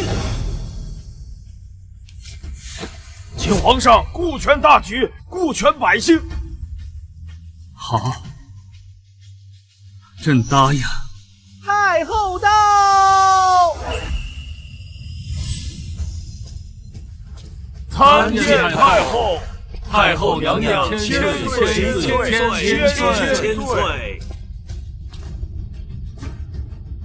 参见太后。太后娘娘千岁！千岁！众卿平身。谢太后。母后，你来干什么？哀家听说这梁国使君又来借粮，往年借的粮还没还，这真是添了好大的礼。太后娘娘，您这话说的不对。上次粮食分明是你们齐国心甘情愿送给我们梁国的，也正是念着你们这点诚意，所以这次才没攻打你。梁国使君是在威胁哀家。是威胁又如何？本使臣希望太后能明白齐国的处境，更何况这等家国大事理应由皇上来处置。太后娘娘还是莫要聘姬司臣才好。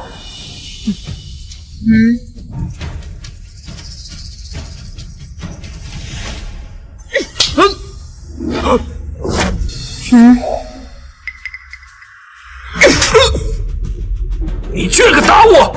有什么不敢的？你一个臣子，竟然还敢跟哀家这么讲话，打你又能如何？你这个妖妇！嘴贱！哀家替你国君好好教教你。妖妇！本使回国，必定禀告我国国主，你对梁国不敬，你一定会为今日这般所作所为后悔的。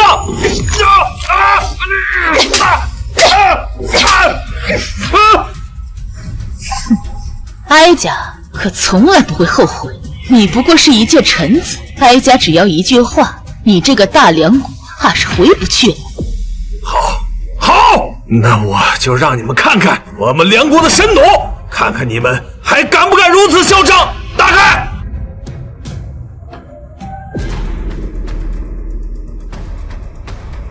都看好了，这就是我梁国的神弩，让我梁国在战场上战无不胜的神弩，可以连发多次。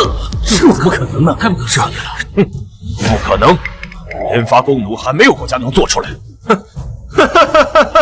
可是我们梁国就造出来了。不信？齐国皇帝啊，把靶子呈上来，今天本使臣就让你们开开眼界。来人，拿剑吧！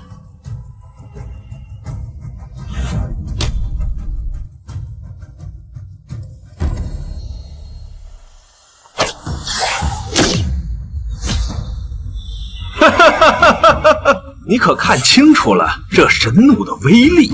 如今我梁国的士兵都配备了此弩。太后娘娘，我奉劝你还是乖乖的就范，奉上粮食，否则……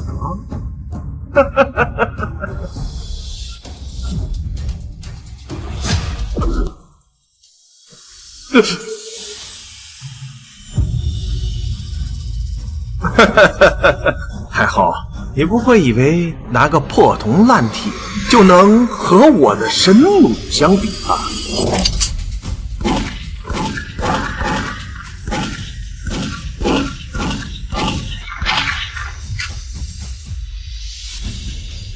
母后，这是何物？如此厉害！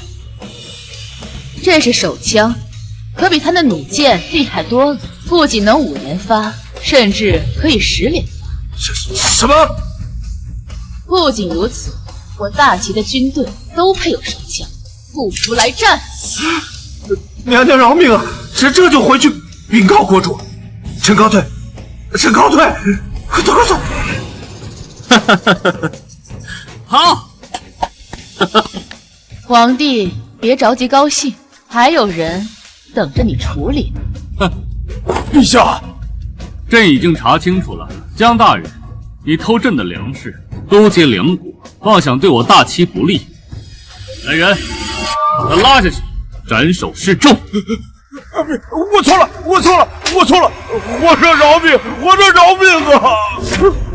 你江素这一支发配两门，终生不得回京。皇上饶命！小妹，小妹救我！小妹，皇上饶命啊！皇上救命！救我！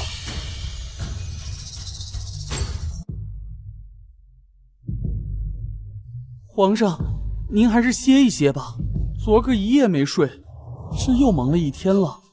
无妨，如今梁国被母后吓退，短期内不敢造次，正是实行新政的好时机，朕绝不能停下。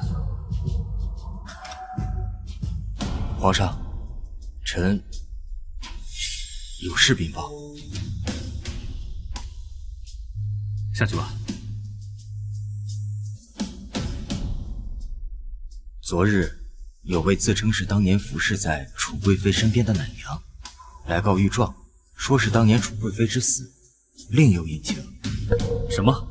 那人何在？带进来，朕倒要问问，当年是谁害了母妃？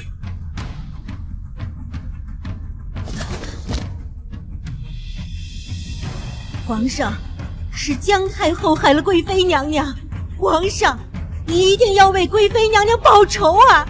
当年娘娘不是病逝，是被姜太后下药害死的。大胆！你可是污蔑当朝太后，该当何罪？皇上，老奴不敢。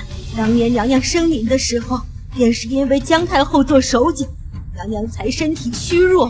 后来皇上封您为太子，姜太后恨毒了贵妃娘娘，在娘娘汤药中下了药，才害得娘娘含恨而终啊！皇上，你一定要为贵妃娘娘报仇啊！张嬷嬷，这京城遍布姜家眼线，你如何来到京城，还在姜家的眼线下告上御状的？皇上，是老奴求了平太妃，当年她养过皇上您一段时间，老奴想着平太妃当时站在皇上您这一边的，才求了太妃娘娘，让太妃娘娘帮老奴躲过太后的眼线。又是平太妃，你很相信平太妃？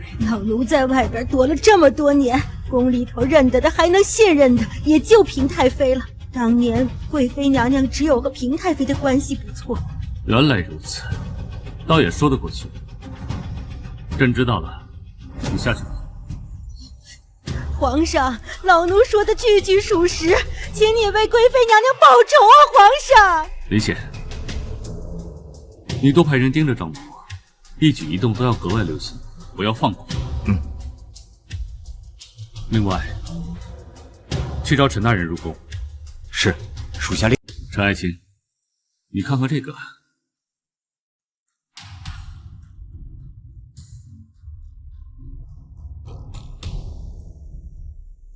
皇上，不知您作何打算？朕可以不计较太后对朕的所作所为，但朕身为人子，却不能坐视母妃被人害死不管。这个仇，我一定要报。皇上，当年的事情，老臣也是知情的。贵妃确实是中毒身亡。陈大人，你可知这话牵扯的是什么？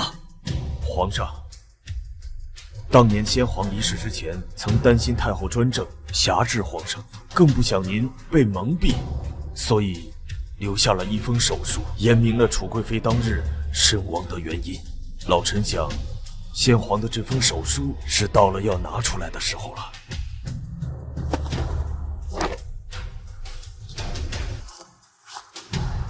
我儿亲戚，朕已时日无多，可楚贵妃之死疑点重重，乃朕此生憾事矣。遂查至，未曾想吾挚爱之女子妒性颇重，原册立太子一事，对楚贵妃心生忌恨，遂施以毒手谋害贵妃。太后这个毒妇，亏得朕还这般犹豫，她怎敢如此恶毒，毒害朕的母妃？朕一定要让她付出代价。皇上，臣知道您心中此刻一定很悲愤，想要找太后报仇，但千万不能冲动。太后手里头也握有兵权和暗卫，何况亲王刚刚回京，若是贸然动手，后果难料啊。爱卿所言甚是，这件事情确实该好好谋划，不能轻举妄动。一旦行动，必须保证成功。皇上，现在还不是对付太后的时候啊，你务必要三思而后行。朕接着宣你们来，是让你们出谋划策，而不是来劝阻朕。陛下，太后又岂是轻易能对付的？若论宫中的人手，太后怕未必比皇上少。是啊，太后在宫中的眼线很多，怕是不等到动手，太后就已然察觉到。不如在皇觉寺动手，眼看就快要到年尾了，皇上可用这个借口举办一场祭祀，请太后一起去皇觉寺祈福。咱们在皇觉寺提前布置好人手，到了时机，皇上一声命令，便可动手。这倒是个好主意。皇觉寺都是皇上的人，太后不会先察觉，只要安排妥当，便能一举拿下。那便定了皇觉寺，此事一早不宜迟，就在后日动手。是，臣等遵命。皇上，臣知道您对太后还是有所感应，可一旦动手，皇上您和太后之间的情分就荡然无存，不是你死，就是我活，不可能再有第二种可能。不错，皇上，一旦动手，一定要将太后斩杀在皇觉寺，否则后患无穷。既然如此，就按众卿所言。主子已经办妥了。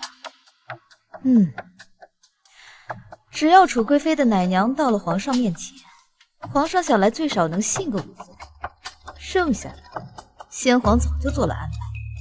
虽然是将这一切都提早了，想来先皇的话，皇上不会怀疑。谁又能想到，皇上真正喜欢的是主子您？任凭先皇后和楚贵妃，或者是太后，再是美艳或者身份高贵，又如何？都不能越过主子去。主子您才是先皇最在意的人。恐怕到现在，江明珠都以为先皇喜欢的是他，这只不过是先皇为我而立的一个靶子而已。亏他还洋洋得意。可不是嘛，就他那个蠢货，要不是仗着自己家世好，凭他也配跟主子您比。从今往后，本妃也要让江明珠尝尝被人踩在脚下践踏是什么滋味。不过江明珠还未必有这个机会了，皇帝说不得会杀了。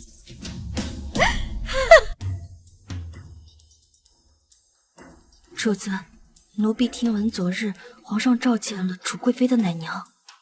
无妨，债多了不成，也不差这一样。主子，到底您那时候和楚贵妃争斗的厉害，多半是楚贵妃吃亏的时候多。皇上为人子，知道了必然是要不高兴的。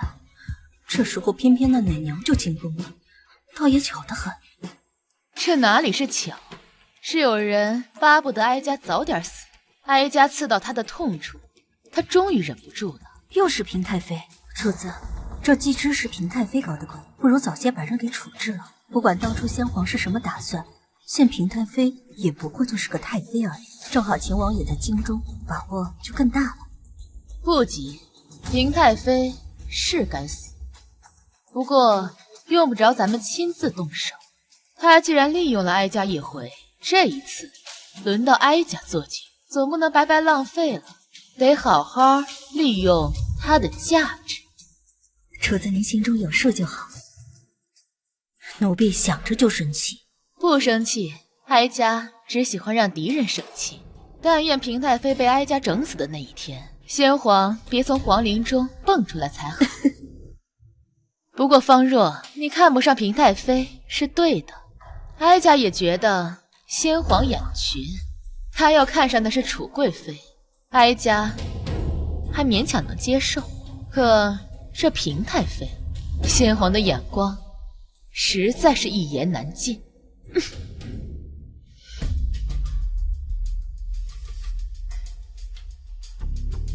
参见母后。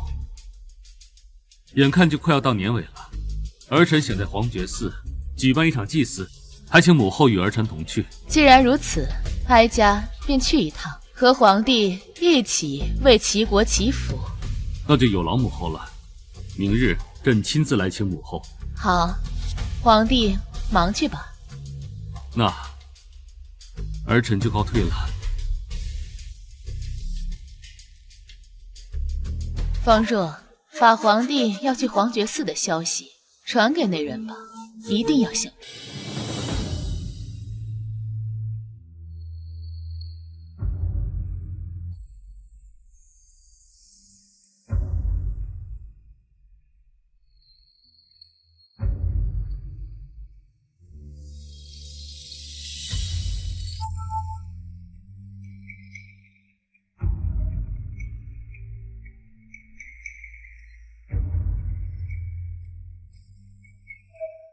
众爱卿先出去，我与母后有要事相商。是。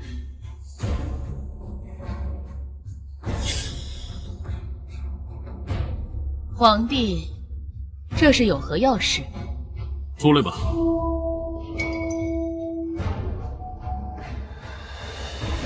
母后，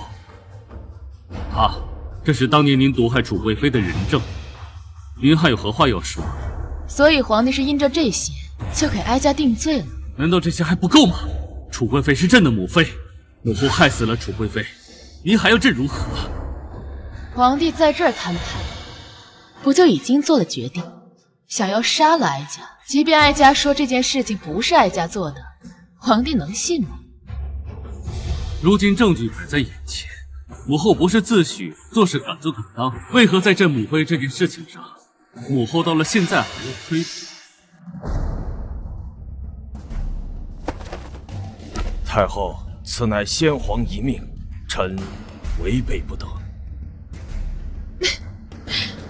先皇倒是好算计，就是不知道皇帝是否真的知道了先皇的算计。皇帝打算怎么做呢？是想要杀了？皇帝打算怎么做呢？是想要杀了哀家？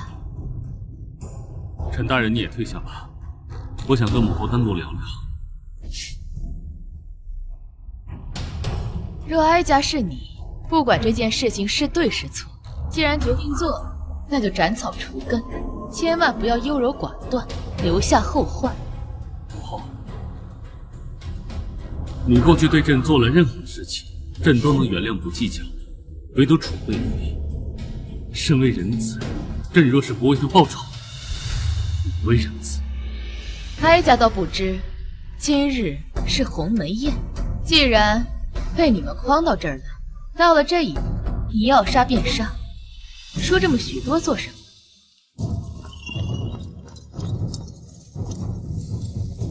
有刺客！有刺客！怪不得母后有恃无恐，原来母后早就做好了准备。皇帝若觉得是，便是，反正哀家说什么，皇帝也听不进去。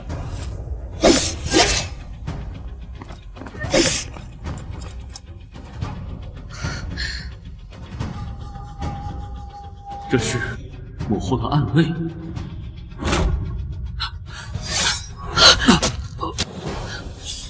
皇上，快保护皇帝！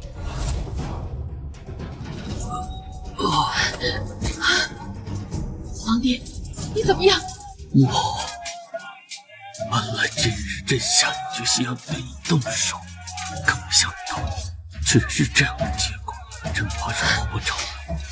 叶儿还小，有气过，就交给你了。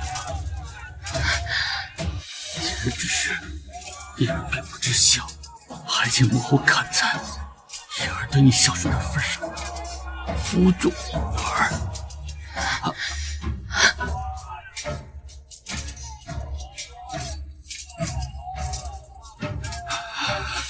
母后，放心吧，服下保心丹，皇帝你死不了。哀家这大把年纪的，就该颐养天年。你们南宫家的天下，皇帝你还是自己来护着。哀家可没这份。母后，你为什么要这么做？保心丹如此珍贵，为什么把它给朕？明明朕已经对你动了杀心，你为何还要救朕？南宫晴确实是一个好皇帝，若是他死了，没有人可以撑起这偌大的齐国，哪里那么多为什么？哀家高兴怎么做就怎么做。不管是什么原因，这天下就剩一颗保心丹了，您却给朕用了，这份恩情，朕记下了。快，保护皇上！臣护驾来迟，前来请罪。现在不是说这个的时候，皇上受伤了。这附近没有医馆，臣先为皇上简单止血。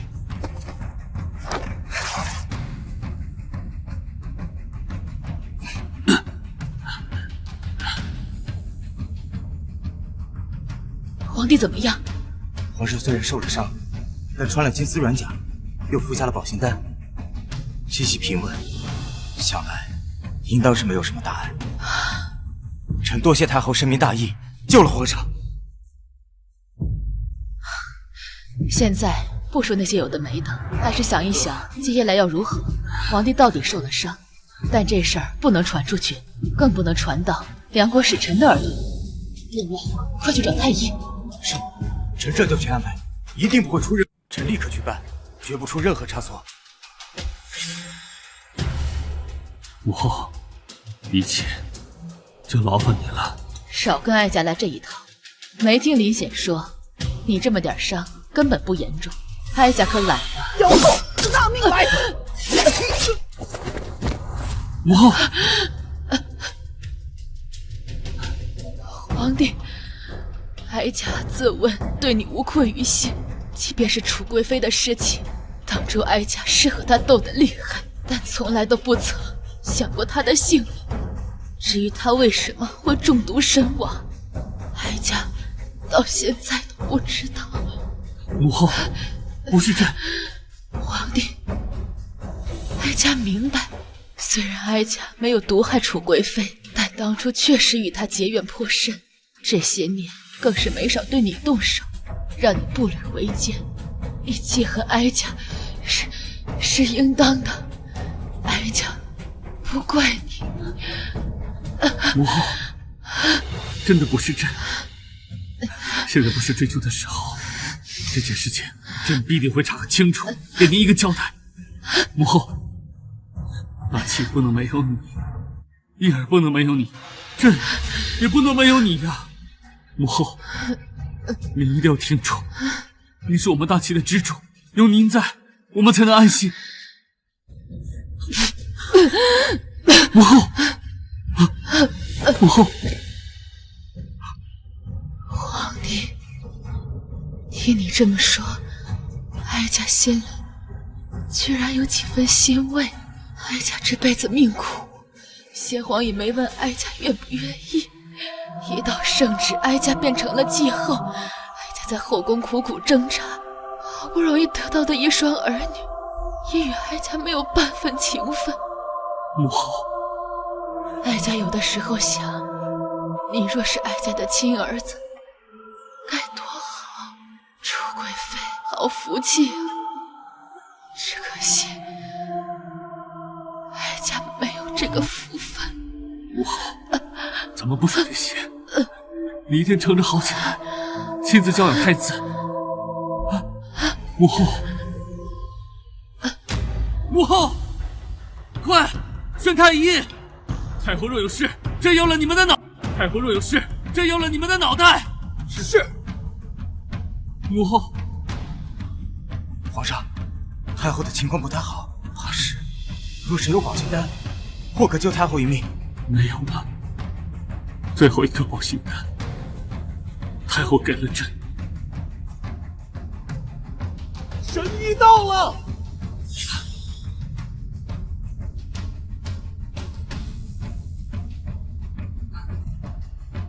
众卿，快看看太后情况如何。皇上别急，让臣先替太后看看。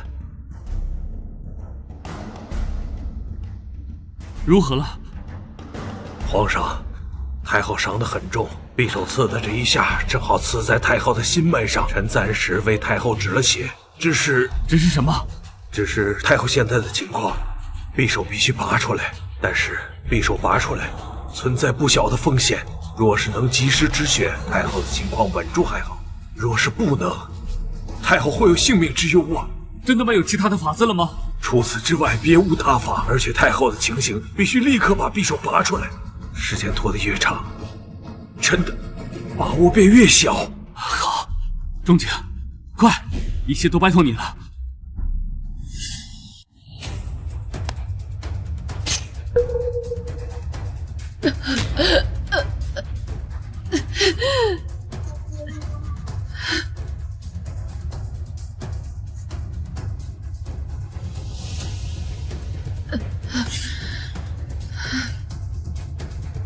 太医，什么情况？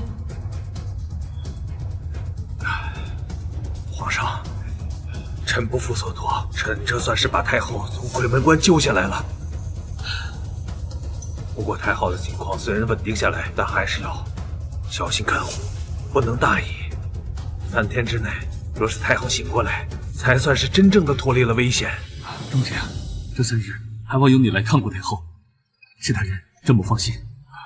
皇上放心，臣会一直看顾太后。太后的情况，臣就这样离开也不放心呢。圣意，眼下太后这样的情况，能否回宫？只要小心妥当些，倒是不成问题。皇上，梁国使臣近几日越发步步紧逼，太后又在此时受伤，万一被梁国使臣知道了，更何况寺庙清苦，不宜养伤，还是尽早回宫为好。好，封锁太后受伤的消息，另外传令下去，明日回宫。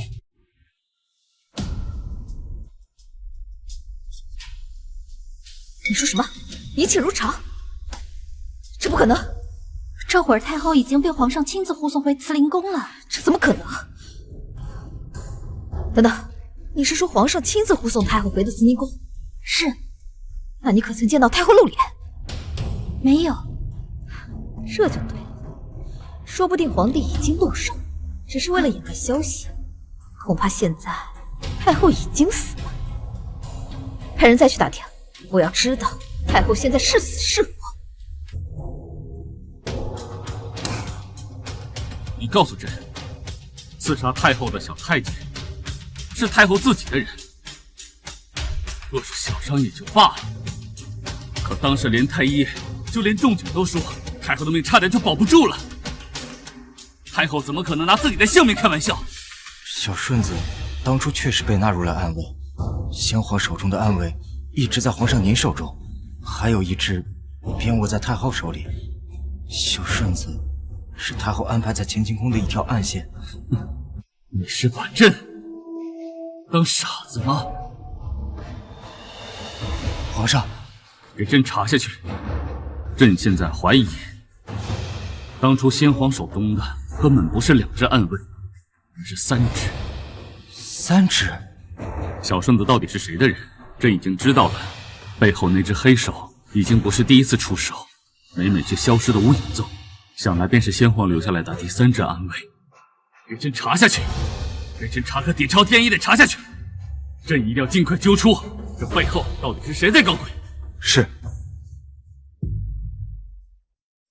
皇上，陈大人在外头求见。宣。是。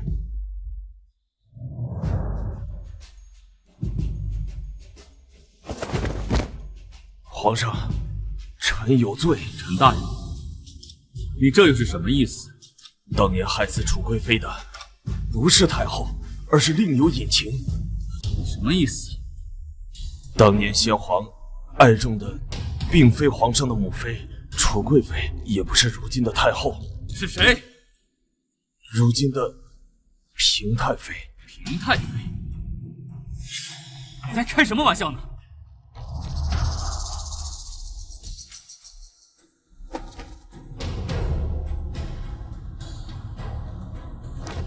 吾之挚爱，嫔妃。皇上，之所以臣之前撒谎，是因为受了先帝的嘱托。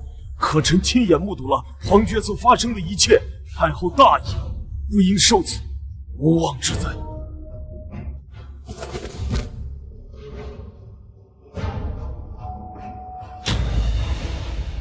陈大人，先下去。皇上，下去！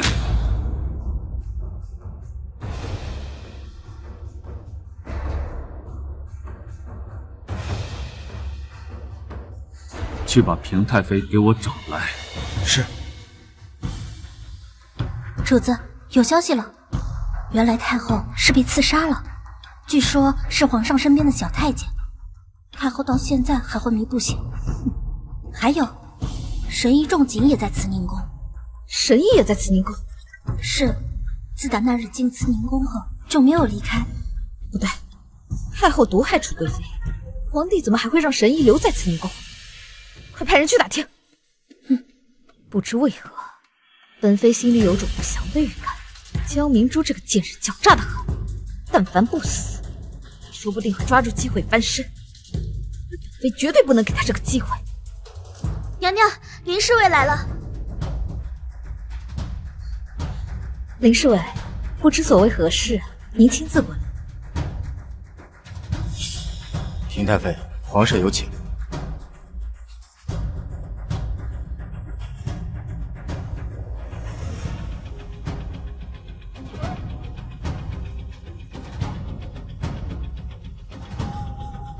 带上来。平太妃，朕一直似乎小看了你。皇上的话我听不明白。陈大人已经把事情全都告诉我了，你还有何要狡辩？陈大人在哪儿？我可以和他对峙。你是把朕当傻子吗？还是说你和父皇全把朕当傻子，可以随意玩弄？你真的误会了？是吗？我有父皇的手书，正是你害了我母后。皇上，我知道我现在说什么你都不相信，我也不知道陈大人为何会这样污蔑我。但事到如今，若是你仍然不相信我，大可赐我一杯毒酒，让我下去陪仙。皇上，难道你就真的要因为别人几句话，就全然置咱们母子情分于不顾吗？既然如此，我就证明给皇上看。既然如此，我就证明给皇上看。够了，平太，不要用这种口肉计来蒙蔽朕。当年我母后正是因为撞破了你的先帝之事，所以才惨遭你的杀害。你可真是好样的！皇上，你听我解释。来人，将他拿下！等一下，皇上，难道你就不想知道梁国为什么要派使臣来？你什么意思？皇上要是想知道，最好不要动本妃，不然梁国那边会怎么做，我就不好说了。若是梁国攻打齐国，皇帝又该如何？是吗？皇上最好不要动本妃，不然后果你是无法想象的。传朕旨意，将平太妃赐死。皇帝，你敢！皇上，你不要后悔！下去。平太妃蛰伏这么多年，又有先皇留下的人脉资源，万一她真的与外邦勾结，到时候我们齐国将会陷入内忧外患的地步啊！这些朕早就知道，但平太妃必须处置。眼下最重要的就是铲除平太妃的残余势力，特别是先皇给她留下来的，一定要处理得一干二净。臣以为，应该趁着平太妃的人还没反应过来，将人一网打尽。仔细去查，但凡有牵连的，绝不放过。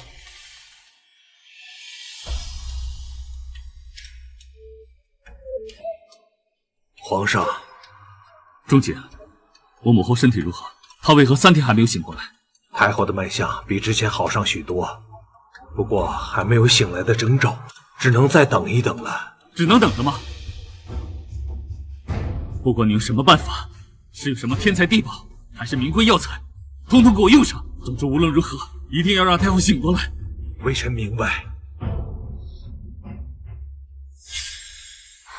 母后醒了。母后，你终于醒了。让皇上担心。母后醒了就好，儿臣这几天担心死了。是啊，母后，你醒了就好。皇后有心了，这都是儿臣应该做的。钟姐，我母后身体如何？太后既然醒来了，只需好好调养，没什么大碍了。太好了，母后这次身体吃了大亏，可要好好调养调养。皇后，朕事务繁忙，所以照顾母亲的事还是要多劳烦你了。眼下最重要的就是要照顾好母后的身体。是。母后，那日的小太监并不是儿臣的意思，而是平太妃授意。不过您放心，朕已将平太妃打入天牢，择日赐死。您一定要相信儿臣。哀家相信皇上，你并没有那样的心机，即便是皇上做的，也不会不承认。儿臣过去多有对不住母后的地方，但儿臣今日在此发誓，往后一定和母后同心同德，壮大齐国，再不相疑。既然皇帝这么说，哀家变性了。母后，从此以后，儿子就当你是亲生母亲，请受儿臣一拜。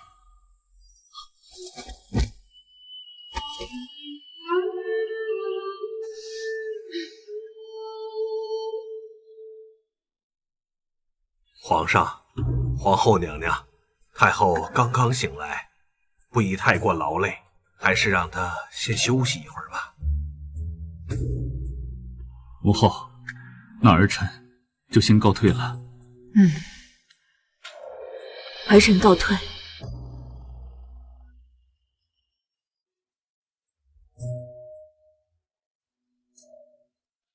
娘娘，事情都办妥当了，任谁都不会想到刺杀您的小太监是您亲自派去的。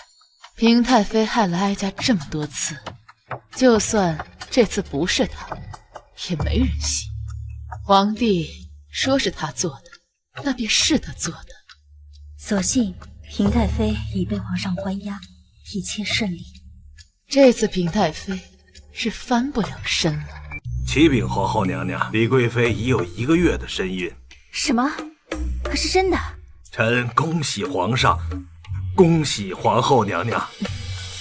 正经，贵妃这胎，你务必亲自看顾，万万不能有闪失。皇上子嗣兴旺，是王朝兴盛之象。只要这孩子平安生下来后，往后再不会有人拿子嗣之事来烦扰皇上。是，臣告退。马上为本宫梳妆，本宫要去把这件喜事亲自告诉皇上。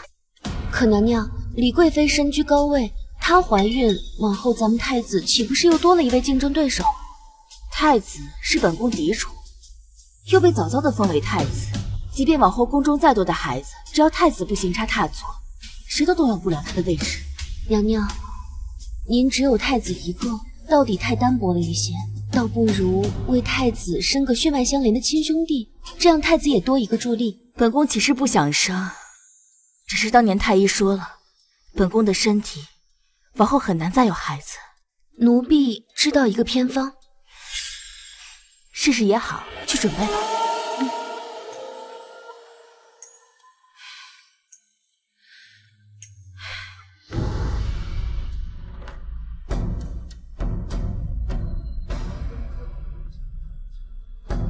这个方法当真有用，宫外很多夫人们都是用这个得子的。只要用皇上的元阳浇灌幼蜂，您再将幼蜂吃下，便可得子。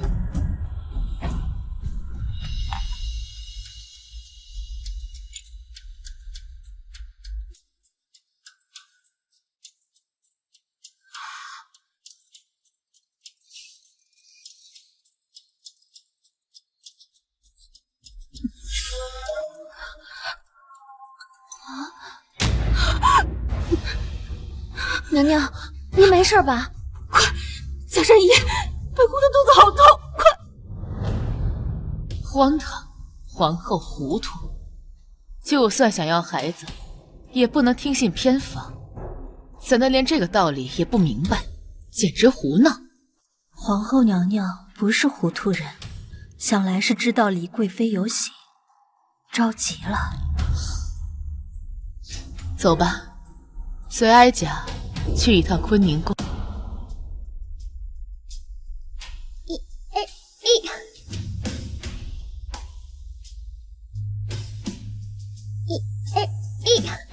叶儿，皇祖母，太子，你可吓死哀家了！服侍你的宫女太监呢？怎么把你一个人扔在这里？皇祖母，你别生气，是叶儿让他们退下的。叶儿，你一个人太危险了，以后万不可如此。你可知你母后若是发现你不见，该有多担心？叶儿知错了，以后一定听皇祖母的。您能不能劝一劝母后？叶儿以后再也不随便乱跑，不惹母后生气了。你这么乖，你母后哪里舍得生你的气？但是叶儿，后宫并不是这么安全，以后不能离开大人的视线，知道吗？哦。你若是喜欢蹴鞠，让坤宁宫的宫女太监们陪你玩就是了。皇祖母在母后宫里玩，会打扰到她休息的。这孩子，哀家都有些羡慕皇后呢。你今后来慈宁宫玩，皇祖母可以陪你促军。皇祖母，真的吗？当然，皇祖母从来不骗人的，更不会骗你这个小家伙。皇祖母太好了。好，随皇祖母去看你母后。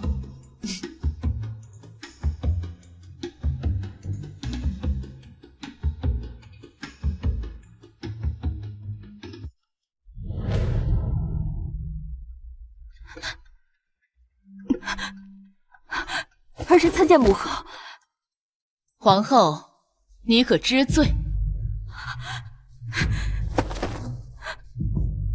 儿臣不该服用那些阿杂玩意儿，儿臣知罪，还望母后不要告诉皇上。皇祖母后生病了，不要怪母后。给你偏方的宫女可处置了。母后放心，已经打发出宫了。你刚刚说你知罪，哀家看你还是不知，哀家看你还是不知。其一，你听信他人之言，随意服药，且在事后并未第一时间逼问那宫女幕后主使，还放她出宫，愚蠢。其二，你让太子独自玩耍，给他人可乘之机。你可知朝野上下多少人盯着这个太子之位？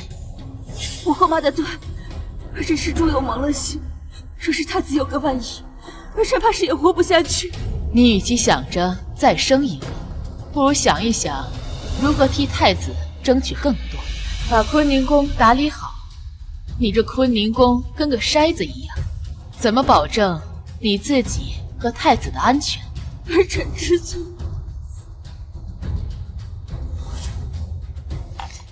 你若是想要孩子，服下这颗药丸，以后莫要再相信什么偏方了。身子若是垮了，拿什么去庇佑孩子？母后，这是何物？这是哀家从一高人那儿得的，比起歪门邪道来的偏方，这一子丹服下不会对身体有坏处，还能治疗你的不育之症。当然，愿不愿意相信哀家，在你自己。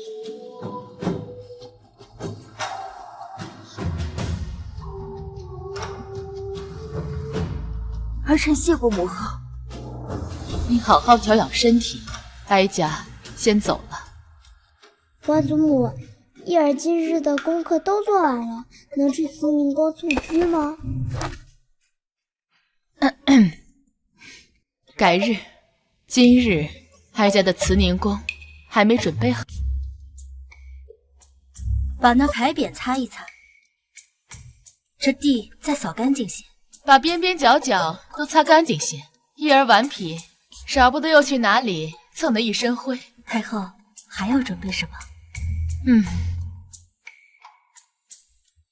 方若，你把这强身健体的药丸放入给太子准备的汤中。这样的好东西，您当初为何不给王爷和公主用？他们用不上。唉，真是造化弄人。王爷和公主不孝顺，偏偏从小强健如牛。太子这么孝顺的孩子，却是体弱多病。奴婢多嘴了，这就去为太子准备汤药。皇祖母，一儿来啦！慢些跑，别摔着。皇祖母这里真大，一儿喜欢。看，皇祖母给你新做了个蹴鞠。哇，好漂亮！一儿要和皇祖母一起玩。皇祖母老了。皇祖母一点都不老。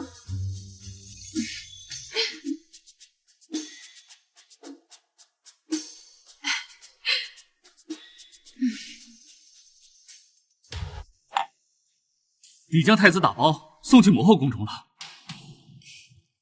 皇上，从前皆传言母后是个心狠手辣之人，如今臣妾却不这么想，反倒觉得她是真心疼爱一儿。虽说母后帮了我们很多次，还治好了你的病，但一儿从小体弱，防人之心不可无。皇上，你心中还是不能完全相信母后，对吗？毕竟我们不是亲生母子，南宫晨和南宫玉还活着，母后始终要多为他们考虑啊。皇上随臣妾去慈宁宫看看母后和义儿，好吗？嗯。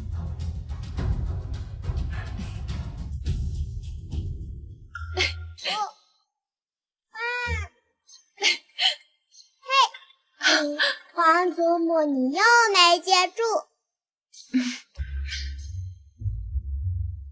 那汤真是有效，我的老腰都3天了。皇后什么时候来给这祖宗接走？来人，给我把他摁住！皮猴子，跑得满头大汗，你母后怎么还不来给你接走？皇祖母，你不要让伊儿走，你明明很喜欢伊儿，伊儿要伤心了。别装可怜了，赶紧回你的坤宁宫去，每天陪你跑好几个时辰，哀家身子骨都要吃不消了。主子，您和我们太子的身体都越来越好了，跑2个时辰都不会累的。来，叶儿乖，先把汤喝了。住手！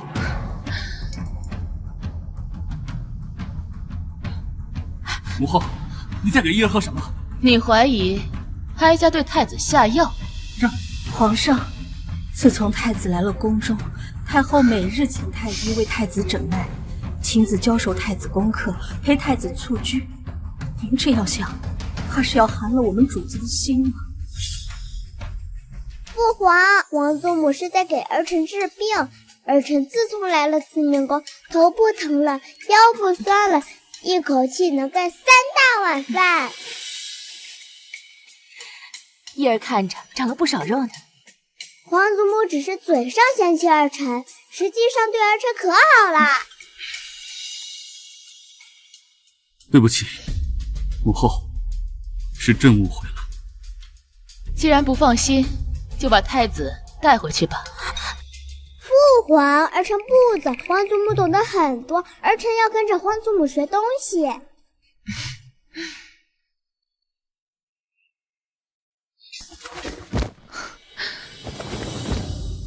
朕错怪母后，母后，您是一位慈母，恳请母后将伊儿留下教养吧。母后，皇上要应对朝廷内外的豺狼，臣妾要照顾后宫诸位怀孕的嫔妃，恳请您将伊儿留下，庇佑她。这，容我考虑考虑。今日除夕，来都来了，先进来吃饭吧。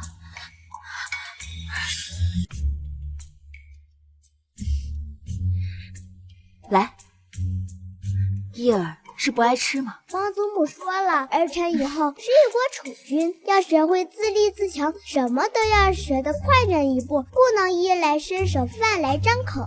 我们伊儿长大了，真好。父皇辛苦了，吃鸡腿。父皇不辛苦，你母后教养你，他才辛苦。他们来做什么？参见皇上、母后、皇嫂。平身吧。今日母后设下家宴，看来是没打算邀请我们兄妹。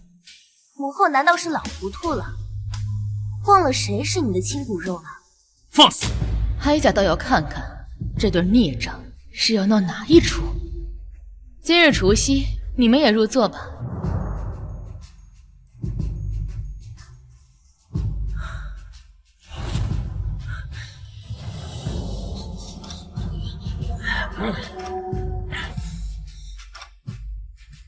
你们都已婚配，今日怎会忽然来母后这儿？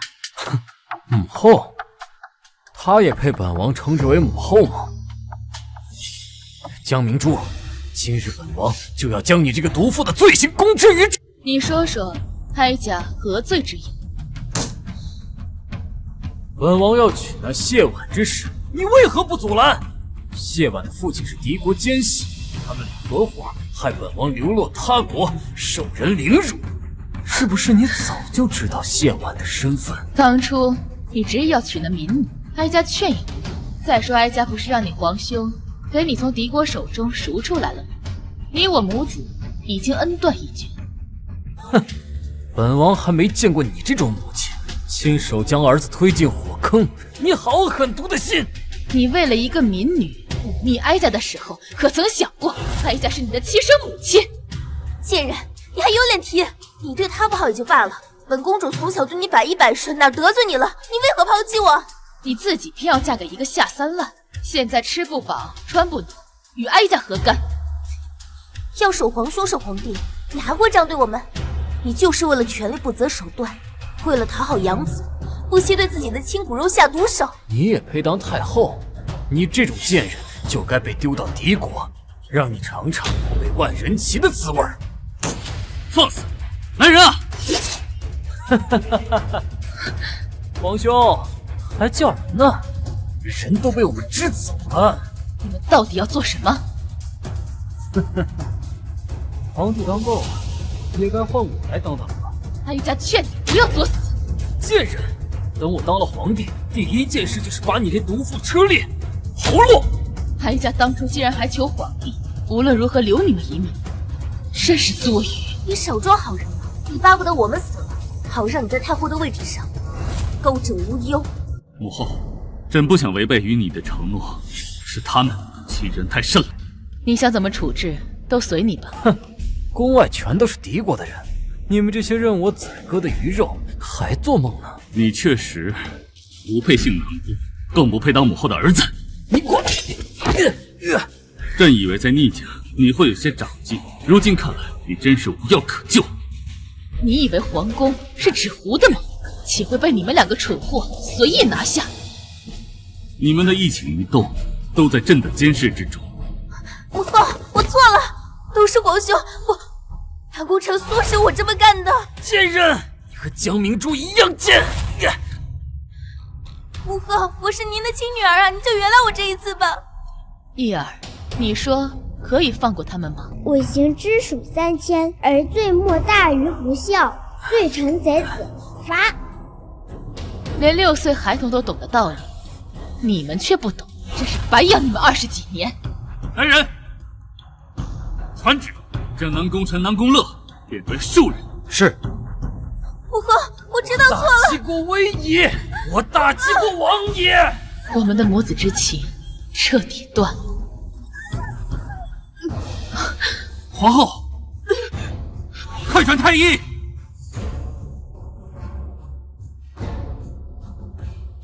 恭喜皇上，太后、皇后娘娘有喜了。义儿要有弟弟妹妹了吗？先下去吧。是。传旨，皇后有喜，今日设登宴。是。母后，随儿臣去赏灯可好啊？皇祖母，我们去赏灯吧。好。